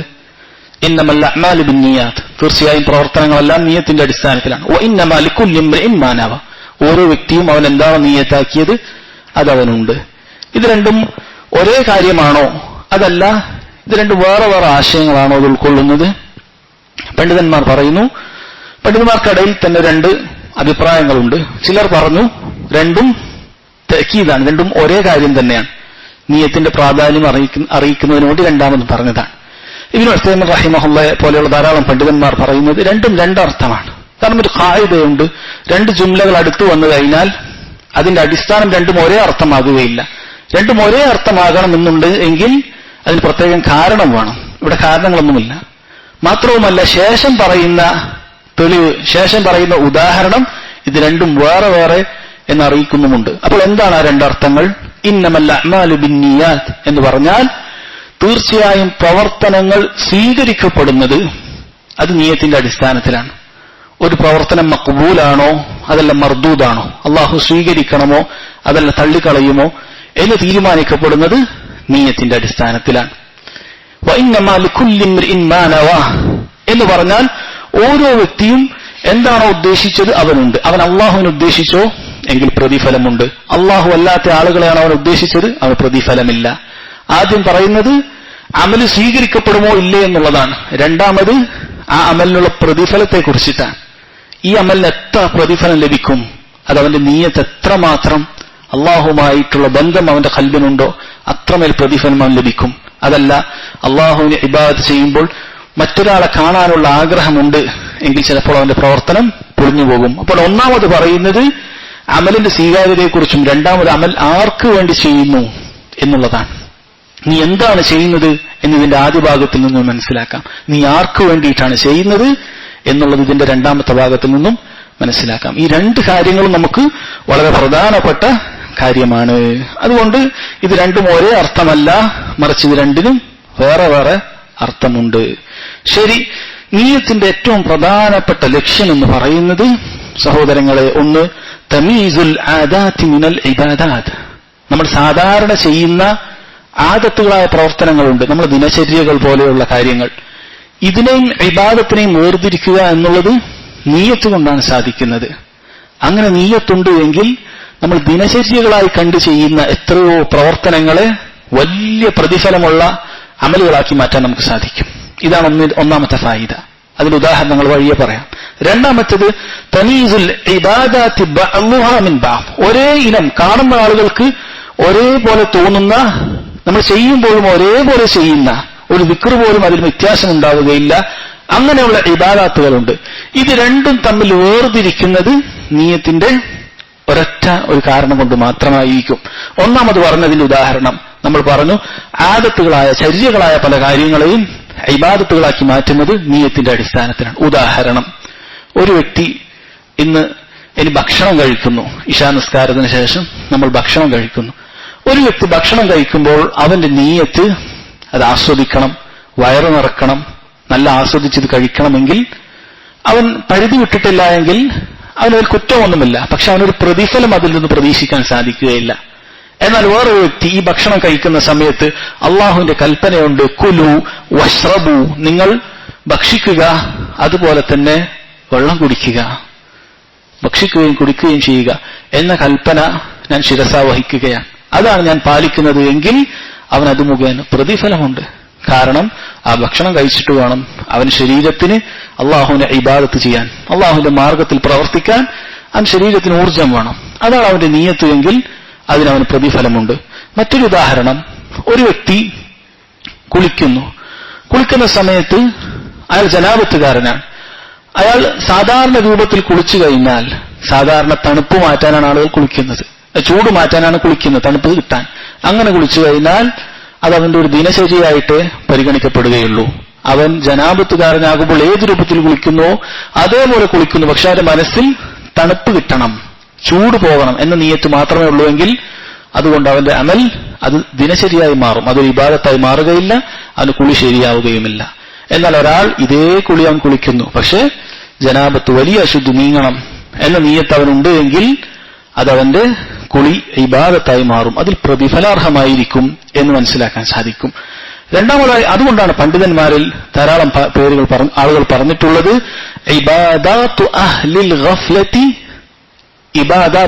ഗഫ്ലത്തി ആദാത്തുൻ, അശ്രദ്ധയിലായിട്ടുള്ള ആളുകളുടെ ഇബാദത്തുകൾ പോലും അത് ആദത്തുകളായി മാറും. വആദാത്തു അഹ്ലിൽ യഖ്വതി ഇബാദാത്തുൻ, എന്നാൽ നല്ല ഉണർവോടുകൂടി ഓരോ പ്രവൃത്തിയും ചെയ്യുന്നവന്റെ പ്രവൃത്തി അത് ഇബാദത്തായി മാറും. ഒരുവൻ ഉറങ്ങുകയാണ്, അവന്റെ നിയ്യത്ത് ഉറങ്ങിയിട്ട് നേരത്തെ എഴുന്നേൽക്കണം, കുറച്ച് ഉറങ്ങിയാലാണ്, ശരീരത്തിന് വിശ്രമം കിട്ടിയാലാണ് ഇനി എനിക്ക് രാത്രിയുടെ അവസാനത്തിൽ എഴുന്നേറ്റ് നിസ്കരിക്കാൻ സാധിക്കുകയുള്ളൂ.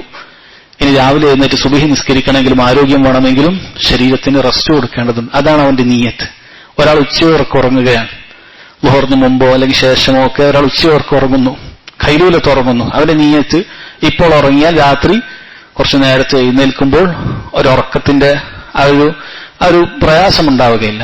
അങ്ങനെയാണെങ്കിൽ അവൻ ഉറങ്ങുന്ന ആ അരമണിക്കൂർ അവന്റെ നിയ്യത്ത് അതുകൊണ്ട് പ്രതിഫലമാണ് ലഭിക്കുന്നത്. എന്നാൽ വേറൊരാൾ ഒരു നിയ്യത്തും ഇല്ല, അങ്ങനെ കിടന്നങ്ങനെ ഉറങ്ങണം എന്നുറങ്ങിയാൽ അവൻ വാജിബുകളായ കാര്യങ്ങളിലൊന്നും വീഴ്ച വരുത്തിയിട്ടില്ലെങ്കിൽ അവന് കുറ്റം കിട്ടുകയില്ല, പക്ഷെ അവർക്കിനി യാതൊരു പ്രതിഫലവും കിട്ടാൻ പോകുന്നില്ല. അപ്പൊ ആദത്തുകളെ ഇബാദത്തുകളാക്കുന്നതിൽ വലിയ പങ്ക് ഇതിനുണ്ട്. അതുപോലെ തന്നെ സഹോദരങ്ങളെ, ഇബാദത്തുകളെ പരസ്പരം വേർതിരിക്കുന്നതിനും നിയ്യത്തിന് വലിയ പങ്കുണ്ട്. നിങ്ങൾ നോക്കൂ, ഒരാൾ 4 റക്അത്ത് നിസ്കരിക്കുന്നു.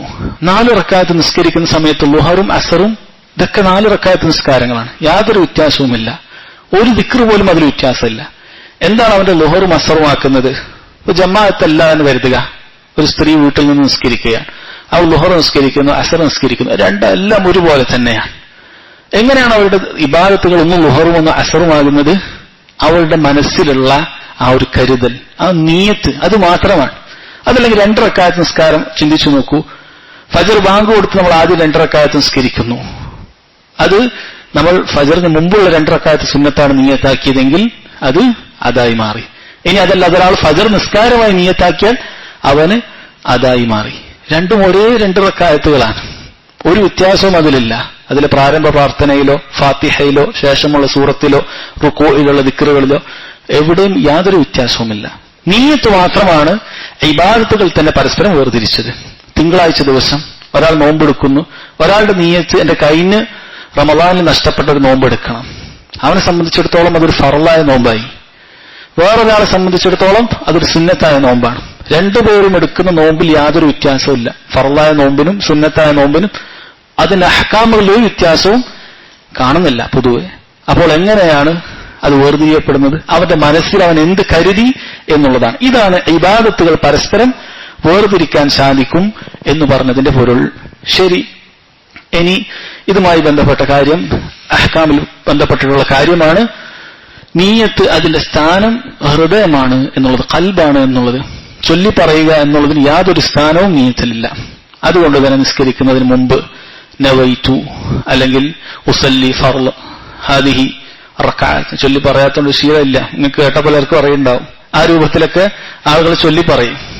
അതുപോലെ നാളെ നോമ്പെടുക്കണമെങ്കിൽ നവൈതു സൗമഗദിൻ എന്ന് പറഞ്ഞ് നാളെ ദിവസം ഞാൻ നോമ്പെടുക്കുന്നു എന്ന് പറഞ്ഞ് ചൊല്ലിപ്പെടും. ഇത് ഒന്ന്, ഇതിന്റെ ഭാഷാപരമായ അർത്ഥത്തിനോട് ഒരു തരത്തിലും യോജിക്കുന്നില്ല. നിയ്യത്ത് എന്ന് പറഞ്ഞാൽ ഹൃദയത്തിൽ നിന്നുണ്ടാകുന്നതാണ്, നാവിന് അതിന് യാതൊരു സ്ഥാനവുമില്ല. രണ്ട്, ഇത് ബിദ്അത്താണ് നമ്മൾ പറയാൻ കാരണം നബി സല്ലല്ലാഹു അലൈഹി വസല്ലമയോ സഹാബത്തോ അവരാരും തന്നെ ഒരു ഇബാദത്തിലും ഇങ്ങനെ നിയ്യത്ത് ചൊല്ലി പറഞ്ഞ് നമുക്ക് കാണിച്ചു തന്നിട്ടില്ല. എന്താണ് നബി സല്ലല്ലാഹു അലൈഹി വസല്ലം സഹാബത്തും ഒഴിവാക്കിയത്? അത് നമ്മൾ ഒഴിവാക്കുക എന്നുള്ളത് സുന്നത്താണ്. തർക്കുസുന്ന. ചെയ്യാൻ കഴിവുണ്ടായിട്ടും അവിടുന്ന് ഒരു അമൽ ഒഴിവാക്കിയിട്ടുണ്ട് എങ്കിൽ അത് ഒഴിവാക്കുക തന്നെയാണ് വേണ്ടത് എന്ന് നമ്മൾ മനസ്സിലാക്കണം. ശരി, നമ്മൾ നേരത്തെ മുമ്പ് പറഞ്ഞിട്ടുള്ള ഒരു കാര്യമാണ്, നമ്മൾ ഹജ്ജിന് അല്ലെങ്കിൽ ഉംറക്കൊക്കെ പോയ ആളുകൾ ഉണ്ടാകും. ഉംറക്ക് പോകുന്ന സമയത്ത് നമ്മൾ മീഖാത്തിൽ വെച്ചിട്ട് ലബ്ബൈക അല്ലാഹുമ്മ ഉംറതൻ എന്ന് പറയും. ഇനി ഹജ്ജിന് പോകുന്ന ആളാണെങ്കിൽ ലബ്ബൈക അല്ലാഹുമ്മ ഹജ്ജൻ എന്ന് പറയും, അല്ലെങ്കിൽ ഹജ്ജൻ വ ഉംറ രണ്ടും പറയും. അപ്പോൾ ഇത് നീയത്താണോ എന്നുള്ളതാണ്. പണ്ഡിതന്മാർ പറയുന്നു ഇത് നീയത്തല്ല. ഇത് നിസ്കാരത്തിൽ തക്ബീറത്തുൽ ഇഹ്റാം എപ്രകാരമാണോ അല്ലാഹു അക്ബർ എന്ന് പറഞ്ഞാൽ മാത്രമേ നിസ്കാരം ശരിയാവുകയുള്ളൂ. ഒരാൾ തുടക്കത്തിൽ അല്ലാഹു അക്ബർ പറയാതെ നേരെ കൈകെട്ടി എത്ര നിസ്കരിച്ചാലും സലാം വിട്ടുമ്പോഴാണ് അവൻ ഓർമ്മ വന്നാലും അത് നിസ്കാരം ബാത്തിലായി. അല്ലാഹു അക്ബർ തുടക്കത്തിൽ പറയുക എന്നുള്ളത് നിർബന്ധമാണ്. അതുപോലെയാണ് ഇത്. നീയത്ത് വേറെ വേണം നിസ്കാരത്തിന്. അതുപോലെ തന്നെ ഉംറക്കും ഹജ്ജിനും നീയത്ത് വേറെ വേണം. ഇത് നമ്മുടെ ആരാധന കർമ്മം അതിനെ പ്രകടമായ രൂപത്തിൽ പ്രകടിപ്പിക്കുക എന്നതുമായി ബന്ധപ്പെട്ട് വന്ന കാര്യങ്ങളിൽ പെട്ടതാണ്. അല്ലാഹു അക്ബർ എന്ന നിസ്കാരത്തിൽ പറയുന്നത് പോലെ അത് നീയത്തല്ല. അതുകൊണ്ട് അതുമായി ബന്ധപ്പെടുത്തി അങ്ങനെ ഒരു ഇഷ്കാൽ ഉണ്ടാകേണ്ടതില്ല എന്നതാണ് പണ്ഡിതന്മാർ പറഞ്ഞിട്ടുള്ളത്. ശരി, രണ്ടാമത്തെ ഭാഗം വഇന്നമാ ലികുല്ലി ഇംറിഇൻ മാ നവ. ഓരോ വ്യക്തിയും എന്താണോ ഉദ്ദേശിച്ചത് അതാണ് അവൻ ഉണ്ടാകുക എന്നുള്ളതാണ്. ഈ വിഷയത്തിലാണ് ആളുകൾ തമ്മിൽ വേർതിരിയുന്നത്. ഒരേ സഫിൽ തോളോട് തോൾ ചേർന്ന് നിസ്കരിക്കുന്ന, കാലുകൾ ഒപ്പിച്ച് നിസ്കരിക്കുന്ന രണ്ട് വ്യക്തിയുടെ പ്രതിഫലങ്ങൾ ആകാശഭൂമികളുടെ അത്രയും വ്യത്യാസമുണ്ടാകാൻ കാരണമാകുന്നത് വഇന്നമാ ലികുല്ലി ഇംറിഇൻ മാ നവ. ഓരോരുത്തരും എന്താണ് അവൻ നിയ്യത്താക്കിയത് എന്നതിന്റെ അടിസ്ഥാനത്തിലാണ്. അവന്റെ ഇഖ്ലാസ് എത്രമാത്രം വർദ്ധിക്കുന്നുവോ, എത്രമാത്രം അള്ളാഹുവിനെ കുറിച്ച് ഓർത്ത് നീയത്ത് നന്നാക്കി അവൻ നിസ്കരിക്കുന്നുവോ അത്രയും അവന് പ്രതിഫലം ലഭിക്കും. എന്നാൽ ഒരാൾ അങ്ങനെ യാതൊരു ചിന്തയുമില്ല, അവന്റെ നീയത്ത് നന്നായിട്ടുമില്ല എങ്കിൽ അവനൊന്നും തന്നെ ലഭിക്കുകയില്ല. ഇതാണ് നാം നേരത്തെ പറഞ്ഞത്. ഒരു മജ്ലിസിൽ നിന്നും ഇൽമ് കേൾക്കുകയും പഠിക്കുകയും ചെയ്യുന്ന രണ്ട് വിദ്യാർത്ഥികൾ തമ്മിലും ഇതേ വ്യത്യാസങ്ങൾ ഉണ്ടായേക്കും. ഒരുവൻ ചിന്തിക്കുന്നത് ഇത് പഠിച്ച് ഹദീസുകൾ പഠിച്ച് അഹ്കാമുകൾ പഠിച്ച് എന്റെ ജഹൽ നീക്കണം, ഉമ്മത്തിന് ജഹലിലാണ്, അവർക്ക് എന്തെങ്കിലും പറഞ്ഞു കൊടുക്കണം. അങ്ങനെ ഹൈറായിട്ടുള്ള നീയത്താണ് ഒരു വ്യക്തിക്കുള്ളത് എങ്കിൽ അതുകൊണ്ട് അവൻ ലഭിക്കുന്നത് ഇൽമുമായി ബന്ധപ്പെട്ട് എല്ലാം പറയപ്പെട്ട ഫضل അവൻ ലഭിക്കും. എന്നാൽ ഒരു വ്യക്തി അത് നാം നേരത്തെ പറഞ്ഞതുപോലെ ഇത് പഠിച്ചിട്ട് എവിടെയെങ്കിലും നല്ലൊരു മുന്തിയ ജോലി കിട്ടണം, എന്നിട്ട് ദുനിയാവിൽ ഒരുപാട് സമ്പാദിക്കണം, ഇങ്ങനെയൊക്കെ പഠിച്ച് വലിയ പണ്ഡിതനായാൽ ആളുകൾ എന്നെ അംഗീകരിക്കും, ആളുകൾ എന്നെ എല്ലായിടത്തേക്കും വിളിക്കും, അങ്ങനെ എനിക്ക് ഒരുപാട് സമ്പാദിക്കാം, എനിക്ക് ദുനിയാവ് കൈക്കലാക്കാം എന്നാണ് അവൻ ഉദ്ദേശിക്കുന്നത് എങ്കിൽ നാം നേരത്തെ പറഞ്ഞ ഹദീസാണ് അവരെ കാത്തിരിക്കുന്നത്. നബി സല്ലല്ലാഹു അലൈഹി വസല്ലം പറഞ്ഞു, മൻ തലബ ഇൽമൻ, ആരെങ്കിലും ഒരു ഇൽമു പഠിച്ചു, അവൻ പഠിക്കാൻ ഉദ്ദേശിച്ചു, വഹുവ മിമ്മാ യുബ്തഗ ബിഹി വജ്ഹുല്ലാഹ്, യഥാർത്ഥത്തിൽ അല്ലാഹുവിന്റെ വജ്ഹ് ഉദ്ദേശിച്ചുകൊണ്ടാണ് അത് പഠിക്കപ്പെടേണ്ടത്. ലാ യുരീദു ഇല്ലാ അൻ യനാല അറദൻ മിനദ് ദുനിയ, പക്ഷെ ഇവൻ ദുനിയാവിന്റെ ഒരു വിഭവം ഉദ്ദേശിച്ചുകൊണ്ട് മാത്രമാണ് പഠിക്കുന്നതെങ്കിൽ ലം യരിഹ് റായിഹത്തൽ ജന്ന, സ്വർഗം ലഭിക്കുകയില്ല എന്നല്ല പറഞ്ഞത്, സ്വർഗത്തിന്റെ പരിമളം പോലും ലഭിക്കുകയില്ല എന്നുള്ളത്. അതുകൊണ്ട് തന്നെ ഓരോ വിഷയം പഠിക്കുമ്പോഴും, ഒരു പേജ് ഖുർആൻ ഹിഫ്ളാക്കുമ്പോഴും, ഒരു ഹദീസ് നമ്മൾ പഠിക്കുമ്പോഴും, ഒരു ക്ലാസ് നമ്മൾ കേൾക്കുമ്പോഴും നമ്മുടെ നീയത്ത് നമ്മൾ അത്രമേൽ നന്നാക്കിക്കൊണ്ടേയിരിക്കണം. അതുകൊണ്ടാണ് സലഫുകൾ പറഞ്ഞിട്ടുള്ളത്, നീയത്ത് നന്നാക്കുന്നതിനേക്കാളും പണിപ്പെട്ട ഒരു കാര്യം നമ്മൾ ചെയ്തിട്ടില്ല എന്നുള്ളത്. അവർ വെറുതെ നാട്യം കൊണ്ട് പറഞ്ഞതല്ല. ഏറ്റവും നാട്യം കുറഞ്ഞ ആളുകളാണ് സഹാബത്ത്. അവരാ പറഞ്ഞിട്ടുണ്ടെങ്കിൽ അതിന് അത്രയും പണിയുണ്ട് എന്നുള്ളതാണ്. ഒരു അമല് ചെയ്യുന്നതിനേക്കാൾ അവർക്ക് പണിയുണ്ടായിരുന്നത് ആ അമലിന് മുമ്പ് നീയത്തിനെ നന്നാക്കുക എന്നുള്ളതാണ്. നമുക്ക് അങ്ങനെ തോന്നുന്നില്ല എങ്കിൽ അതിന്റെ അർത്ഥം നമുക്ക് വിവരമില്ല എന്നുള്ളതാണ്. സഹാബത്തിന്റെ ഇൽമും ഫിഖ്ഹും നമ്മൾക്കില്ല. അമലുകൾ ചെയ്യുമ്പോഴൊക്കെ നമുക്ക് വലിയ എളുപ്പമൊക്കെ ചെയ്യുമ്പോൾ ഒരു പ്രയാസവും തോന്നുന്നില്ല. ഒക്കെ നമ്മൾ ഒന്നും ചിന്തിക്കാതെ നമ്മൾ ചെയ്യുന്നുണ്ട്, വളരെ സുഖകരമായി ചെയ്യുന്നുണ്ട്. എന്നിട്ട് സഹാബത്തിന് ഇത്ര വലിയ പ്രയാസം അവർ വെറുതെ പറയുമോ? ഇല്ല. താബിഈങ്ങളിൽപ്പെട്ട ധാരാളം ആളുകൾ, സുഫിയാൻ ഇബ്നു ഉയൈന റഹിമഹുള്ള പോലെയുള്ള ധാരാളം ആളുകൾ പറഞ്ഞതായി കാണാൻ സാധിക്കും, നിയ്യത്ത് നന്നാക്കുന്നതിനേക്കാൾ പ്രയാസമുള്ളൊരു കാര്യമില്ല. ഒരു ജനാസ നിസ്കാരത്തിന് പോകുമ്പോൾ പോലും നിയ്യത്ത് നന്നാക്കേണ്ടതുണ്ട്. അവരിൽ ചില ആളുകൾ പറയും, ജനാസ നിസ്കാരത്തിന് വിളിക്കപ്പെട്ടാൽ അവർ നിന്ന് ചിന്തിക്കും, കാരണം പല ചിന്തകളാണ് അവിടെ മുന്നിൽ വരിക. അവിടെ പോയിട്ടില്ലെങ്കിൽ മോശമാണ്, ഒരുപാട് ആളുകൾ വരും. നമ്മളവിടെ എത്തിയിട്ടില്ലെങ്കിൽ എന്നെ കണ്ടിട്ടുള്ള ആളുകൾ ചോദിക്കും. അങ്ങനെ ഒരുപാട് നിയത്തുകളാണ്. ഇതിന്റെയൊക്കെ പ്രേരണ കൊണ്ടായിരിക്കും ചിലപ്പോൾ നമ്മൾ അവിടെ എത്തിപ്പെടുക. എന്നാൽ അല്ലാഹു സുബ്ഹാനഹു വ തആല നിശ്ചയിച്ചിട്ടുള്ള 2 ഖീറാത്ത്, ജനാസ നിസ്കാരത്തിൽ പോയി നിസ്കരിച്ചാൽ ഒരു ഖീറാത്ത്, ഉഹുദ് മലയോളം പ്രതിഫലമുള്ളതാണ് ഒരു ഖീറാത്ത്. അതോടൊപ്പം ദഫൻ ചെയ്യാൻ വേണ്ടി മഖ്ബറയിലേക്ക് പോയാൽ 2 ഖീറാത്തായി. ഇതാണ് ഒരാളുടെ നിയ്യത്ത് എങ്കിൽ, ഒരു മുസ്ലിമായ തന്റെ സഹോദരൻ അവൻ മരിച്ചു കഴിഞ്ഞാൽ അവന്റെ ഹക്കിൽപ്പെട്ടതാണ് അവന്റെ ജനാസയെ പിന്തുടരുക. ഇതൊക്കെ നിയ്യത്താണ് അവനുള്ളതെങ്കിൽ അതിന് വലിയ പ്രതിഫലമാണ്. അതുകൊണ്ട് സഹാബത്ത്, താബിഈങ്ങൾ അവരോട് ഇങ്ങനെയുള്ള ഇബാദത്തുകൾ ചെയ്യുന്നതിന് മുമ്പ് അതുമായി ബന്ധപ്പെട്ട കാര്യങ്ങൾ അവർ ചിന്തിക്കും. അതുകൊണ്ട് തന്നെ ഫളാഇൽ അമാലുമായി ബന്ധപ്പെട്ട അമലുകളുടെ ശ്രേഷ്ഠതയുമായി ബന്ധപ്പെട്ട ഹദീസുകൾ നമ്മൾ ആവർത്തിച്ച് വായിക്കുക, പഠിക്കുക. പ്രത്യേകിച്ചും റിയാദുസ് സാലിഹീനൊക്കെ പോലെയുള്ള കിതാബുകൾ വായിക്കുകയും കേൾക്കുകയും ചെയ്യുക എന്നുള്ളത് നമ്മുടെ നിയ്യത്ത് എപ്പോഴും നന്നാക്കാൻ ഉപകരിക്കുന്ന കാര്യമാണ്. ഏതൊരു കാര്യവും അത് ചെയ്യുന്നതിന് മുമ്പ് അതിന്റെ ഫضലുകൾ, അതിന്റെ ശ്രേഷ്ഠതകൾ, അള്ളാഹു അതിനൊരുക്കിയിട്ടുള്ള വലിയ വലിയ പ്രതിഫലങ്ങൾ, ഇതാണ് നമ്മുടെ മനസ്സിലുള്ളത് എങ്കിൽ മറ്റു ദുന്യവിയായ ഭൗതികപരമായ ഒരു കാര്യവുമില്ലാത്ത, ഒരു പ്രതിഫലവും ലഭിക്കാത്ത, ദ്രോഹം മാത്രം വരുത്തി വെക്കുന്ന പ്രവർത്തനങ്ങളിൽ നിന്നും നമുക്ക് രക്ഷപ്പെടാൻ സാധിക്കും. അതുകൊണ്ട് നമ്മൾ വളരെ കാര്യമായി അത് മനസ്സിലാക്കുക. ശരി, ശേഷം നബി സല്ലല്ലാഹു അലൈഹി വസല്ലം ഇങ്ങനെ അള്ളാഹുവിനെ നിയ്യത്താക്കുന്നതും അതല്ല ഭൗതികപരമായ കാര്യങ്ങൾ നിയ്യത്താക്കുന്നതും ചെയ്യുന്ന ആളുകളുടെ വ്യത്യാസം, അവർക്കുണ്ടാകുന്ന എന്താണ് അവരുടെ വ്യത്യാസം, അതൊരു ഉദാഹരണത്തിലൂടെ നമുക്ക് വിശദീകരിച്ച് നൽകുകയാണ്. വസല്ലം ഉദാഹരണമായി എടുത്തിട്ടുള്ളത് ഹിജ്റയാണ്. അവിടുന്ന് പറഞ്ഞു ഫമൻ കാനത് ഹിജ്റതുഹു ഇലല്ലാഹി വറസൂലിഹി ഫഹിജ്റതുഹു ഇലല്ലാഹി വറസൂലിഹി. അപ്പോൾ ആരുടെ ഹിജ്റയാണ് അള്ളാഹുവിലേക്കും അവന്റെ റസൂലിലേക്കുമായിട്ടുള്ളത്, അവരുടെ ഹിജ്റ അള്ളാഹുവിലേക്കും റസൂലിലേക്കുമായിരിക്കും. ഹിജ്റ എന്ന് പറയുന്നത് ഒരു മുസ്ലിമിന് ചെയ്യുന്ന അമലുകളിൽ വളരെ ശ്രേഷ്ഠതയുള്ള ഒരു അമലിൽപ്പെട്ട അമലാണ് ഹിജ്റ എന്ന് പറയുന്നത്. അത്ര ശ്രേഷ്ഠതയുള്ള ഒരു അമൽ പോലും ഒരാൾ അള്ളാഹുവിനെയും റസൂലിനെയും ഉദ്ദേശിക്കുന്നില്ല എങ്കിൽ അതുകൊണ്ട് യാതൊരു പ്രതിഫലം ലഭിക്കുകയില്ല എന്നറിയിക്കുന്നതിന് വേണ്ടിയിട്ടാണ്. കേവലം ഹിജ്റ മാത്രമല്ല, ഏതൊരു ഇബാദത്തും ഒരാൾ അള്ളാഹുവിന്റെ പ്രീതി ഉദ്ദേശിക്കുന്നില്ല എങ്കിൽ അവൻ അതിനുകൊണ്ട് യാതൊരു പ്രതിഫലം ലഭിക്കുകയില്ല എന്ന് മനസ്സിലാക്കുന്നതിന് വേണ്ടിയിട്ടാണ്. ശരി, എന്താണ് ഹിജ്റ ഇവിടെ ഉദ്ദേശിച്ച ഹിജ്റ എന്ന് പറഞ്ഞാൽ? ഭാഷയിൽ ഹിജ്റ എന്ന് പറഞ്ഞാൽ തർക്ക്, ഉപേക്ഷിക്കുക എന്നാണ് അതിന്റെ അർത്ഥം. ഉപേക്ഷിക്കുക, ഒരാൾ ഹജറ എന്ന് പറഞ്ഞാൽ ഉപേക്ഷിച്ചു എന്നാണ് അർത്ഥം. എന്നാൽ ശറഇൽ അതിന്റെ അർത്ഥമുണ്ട്. എന്താണ് ശറഇൽ അർത്ഥം? അൽ ഇന്തിഖാലു മിൻ ബലദിൽ കുഫ്രി ഇലാ ബലദിൽ ഇസ്ലാം. കുഫറിന്റെ നാട്ടിൽ നിന്നും ഇസ്ലാമിന്റെ നാട്ടിലേക്ക് മാറി താമസിക്കൽ, അതാണ് ഹിജ്റ എന്ന് പറയുന്നത്. ഇത് ദീനിൽ ശറഅാക്കപ്പെട്ടിട്ടുള്ള ഖിയാമത്ത് നാൾ വരെ നിലനിൽക്കുന്ന ഒരു അമലാണ്. ഈ ഹിജ്റ ഒരു മുസ്ലിമിനെ സംബന്ധിച്ചിടത്തോളം വാജിബാണോ അതല്ല സുന്നത്താണോ? പണ്ഡിതന്മാർ പറയുന്നു, ഒരാൾക്ക് തന്റെ ദീൻ അനുസരിച്ച് ഒരു നാട്ടിൽ ജീവിക്കാൻ സാധിക്കുന്നേയില്ല, ദീൻ അവൻ ഉയർത്തിപ്പിടിക്കാൻ സാധിക്കുന്നില്ല എങ്കിൽ അവിടെ നിന്നും ദീൻ ഉയർത്തിപ്പിടിക്കാൻ സാധിക്കുന്ന ഒരു നാട്ടിലേക്ക്, അതല്ലെങ്കിൽ ഒന്നുകൂടി മെച്ചപ്പെട്ട മറ്റൊരു നാട്ടിലേക്ക് അവൻ പോകുക എന്നുള്ളത് നിർബന്ധമാണ്. അവനെ സംബന്ധിച്ചിടത്തോളം അത് നിർബന്ധമാണ്. എന്നാൽ ഒരാൾക്ക് അൽഹംദുലില്ലാഹ് അയാൾക്ക് ദീന് ഉയർത്തിപ്പിടിക്കാൻ യാതൊരു കുഴപ്പവുമില്ല എങ്കിൽ, അതിനുള്ള കാര്യങ്ങളെല്ലാം അവന് എളുപ്പമാണ് എങ്കിൽ അവനെ സംബന്ധിച്ചിടത്തോളം വാജിബില്ല. പക്ഷെ അത് നല്ല സുന്നത്തായ പ്രതിഫലമാർഹമായ ഒരു കാര്യമാണ്. ഇത് ഏതൊരു ബുദ്ധിക്കും മനസ്സിലാക്കാൻ പറ്റുന്ന കാര്യമാണ്. അതല്ലാതെ ഇതിൽ യാതൊരു തരത്തിലുള്ള നിഗൂഢതകളോ ആളുകൾക്ക് മനസ്സിലാക്കാൻ പറ്റാത്തതായ ഒരു തത്വമോ ഇല്ല. ഒരു വ്യക്തി അവൻ എന്തെല്ലാം ആവശ്യങ്ങൾക്ക് ഹിജ്റ പോകുന്നു.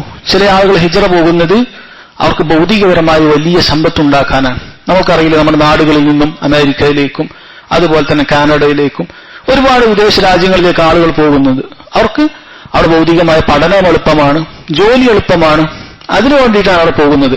ഇതിനേക്കാളും നല്ല മെച്ചപ്പെട്ട രീതിയിൽ അവർക്ക് ജീവിക്കാം, അതിനുള്ള സൗകര്യമുണ്ട്, അതിനെല്ലാ രീതിയിലുള്ള ഡെവലപ്മെന്റ് അത്തരം നാടുകളിലുണ്ട്. ആളുകൾ ചിന്തിച്ചുകൊണ്ട് അവിടേക്ക് പോകുന്നു.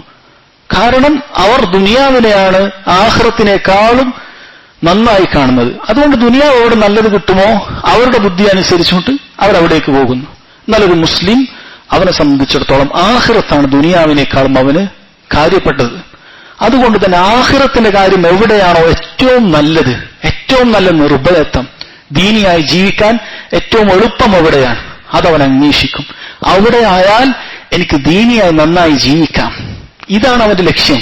ഇസ്ലാമികമായി അവന് തൗഹീദ് മുറുകെ പിടിച്ചുകൊണ്ട് തൗഹീദിന്റെ അടയാളങ്ങൾ കണ്ടുകൊണ്ട് അള്ളാഹുവിന് കോപമുള്ള ശിർക്കിന്റെ അടയാളങ്ങളും ലാഞ്ചനങ്ങളും കാണാതെ സുന്നത്തിന്റെ ഒരു നാട്ടിലേക്ക് ഒരാൾ ആഗ്രഹിച്ചു പോയാൽ അതിലെന്താണ് തെറ്റ്? യാതൊരു കുഴപ്പവുമില്ല, അതിൽ യാതൊരു നിഗൂഢതയുമില്ല.